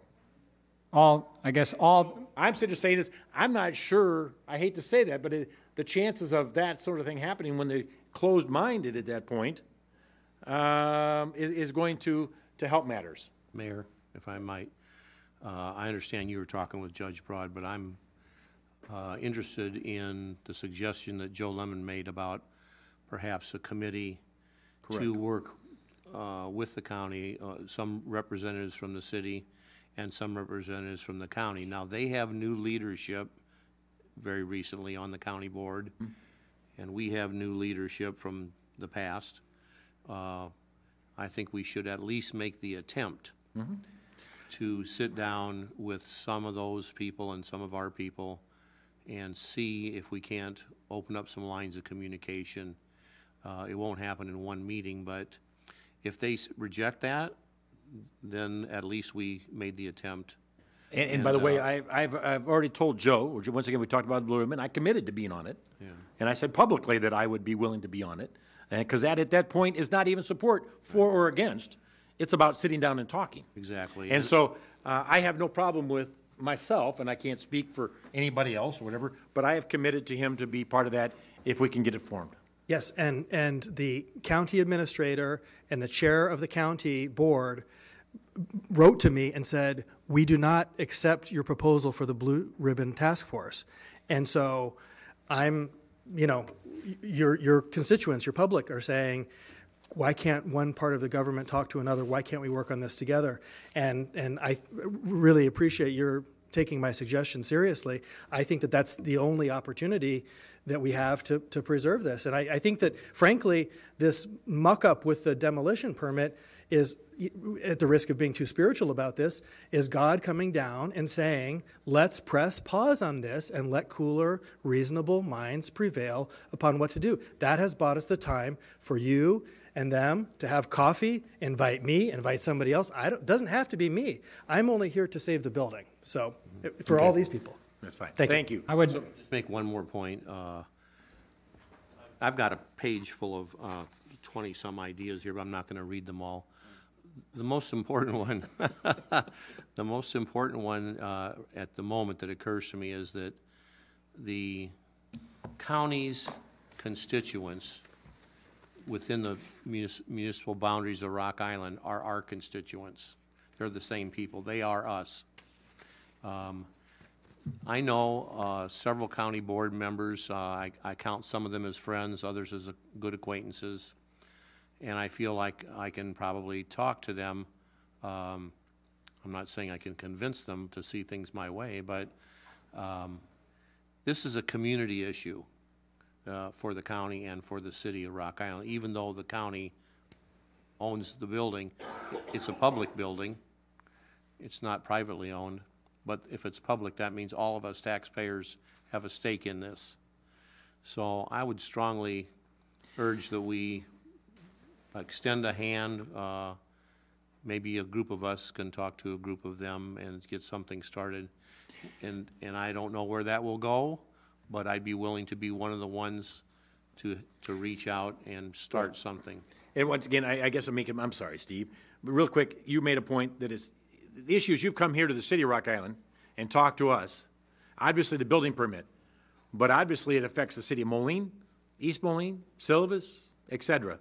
And so I would encourage you to talk to those individuals also. Mayor Acree from Moline has committed to the Blue Ribbon Task Force. We're speaking at Aledo next week. We're trying to get on the agenda in Orion. We're doing this in every village, city, and town in Rock Island County. There you go. But if they tear it down overnight, which they're threatening to do, that's what we hear. And as you said earlier, it's easier to ask for forgiveness than for permission. Yeah. And so, let me just put to rest with that to a certain degree, and I can't guarantee anything, but the company that has the contract to demo it is a Rock Island company, very upstanding company, and they're not going to come in at midnight type deal or first thing in the morning and start demoing it without the proper procedures. I agree with you. I know the Haas family. The Haas family is neighbors of ours in Chippewa, and I respect them greatly. Having said that, the state's attorney used the threatened litigation by Valley Construction by not honoring what they determined to be the contract to do the demolition to strong-arm the county into to not putting us back on the agenda again. They wouldn't hold another meeting on this subject. Why? Because John McGee, he sat in the room and he threatened everybody with the litigation from Valley, which I don't think would ever have materialized for the reasons that you just stated. Yes. Thank you. I agree. One request here. I think there is a genuine concern about timeliness here. Who knows? Tomorrow, I mean, I guess if DNR told you, probably not tomorrow, but tomorrow, DNR, SHPO, EPA from the state can come in and say, well, we're all good, right? There's a timeliness issue here. I would like to formally request that this council vote on a motion, a resolution, whatever term, simply codifying and saying that the city of Rock Island is willing to enter into an intergovernmental agreement with the county, not at this meeting, at the next meeting, to utilize our city services in exchange for the development rights of the courthouse. I think that this city, our constituents, are expecting us to formally come down on it, not to piddle around, we're going to go to this commission or whatnot. We need to make a stand as a city and say, we are available to work with you. Are you available to work with us? Dave, you've done, I agree with that 100%. Absolutely. And I agree with the resolution, but I want to go one step further. Dave, you've done a lot. Our city attorney's done a lot of time on this as well, for everyone. And do you see anything legally that we can go in eminent domain it, not being a bully, but just taking the responsibility away from the county? The only thing that I can see from the city standpoint is the permit issue. Okay. Could the state take other action? I would guess their lawyers are probably looking into that. I don't know, but I would assume that, I mean, they certainly have an interest in making sure that the state laws are enforced, I would hope. And I would imagine their lawyers ought to be looking into that. Thank you. I would also go so far, I suspect that there is a majority on this council that believe that we need to do everything in our power to make sure that we generate as much sales tax base as we can to alleviate some of this property tax. We have, we constantly talk about needing to be conscious about not raising property taxes. Would it be acceptable by my fellow colleagues to schedule an emergency meeting as soon as this council can meet to vote on passing a resolution affirming that this body is open to entering into an intergovernmental agreement with the county for the redevelopment of the courthouse? I think we need to do this as fast as possible. All right, so please, Randy, solicit from the council members our earliest availability to meet and vote on such a resolution. And in the meantime, I know Josh and I are up in the Uptown Business District, and we should be encouraging Chris Salazar, Augustana grad, who recently has invested and bought the Ritz Theater, was once, and it's already being renovated into housing. Have any of you reached out to him? You need to support him. He's doing things like Augustana College grad is taking that apartment that was going to be torn down and is converting it into housing. He is taking a building and preserving it. We should be supporting and clapping for him. He was in the paper on Sunday. He bought the Davenport Salvation Army as well. Let's put our energy in that. I want to encourage, Mayor, just 10 seconds here. I just want to encourage everyone who showed up here, for those you're connected with, your friends and family. If you haven't already done so, please take this activism directly to the county board. Make sure that these people hear from you. So far, I know a number of us have tried to be respectful, and myself included. I'll speak for myself. I've been trying to be respectful. This is the county's business. But now that this mess has fallen squarely in our lap, and it has the potential to put so much egg on our face and really turn this opinion that this has been a masterclass in public disengagement and disinformation. It's so unfortunate. So I would just ask, go to these people, find your county board members, and make the case. I mean, you got to build that pressure there too. We can do what we can do institutionally and through our connections on the board, but people got to talk to the county board too. They got to put a lot of pressure on that group, a lot of pressure. And real quick, I want to add, this is also why y'all get to talk last, because we have been here lots of nights till 10 o'clock, because we don't cut people short on important items. And if you come in at 6 or 5:30 and you want to talk, and then how do you stop this communication? So we're here. I might have sounded harsh earlier, but this is also another reason why, because we've sat here till the wee hours hashing things out. All right. Thank you. We do have another executive session, so we need to move on. Move to go Item into executive 28. session. Oh. Oh, sorry, I gotta wait for her. No, I have to read it. Executive session. 5 ILCS 120, Section 2, C21, discussion of minutes of meetings lawfully closed under this act, whether for purposes of approval by the body of the minutes or semi-annual review of the minutes as mandated by Section 2.06. 5 ILCS 120, Section 2, C2, collective negotiating matters between the public body and its employees or their representatives. Move to go into executive session for the exceptions cited. Second. Any discussion on that? Roll call, please. Alderman Shipp. Keenan. Clark. Mayberry. Aye. Spargattis. Yes. Talon-Air. Okay. Yes. Aye. 7 ayes, no nays, motion carried. I'm gonna run real quick. Can I have that copy? You certainly can. All right. All right. You guys are all gonna vote the same way. I understand.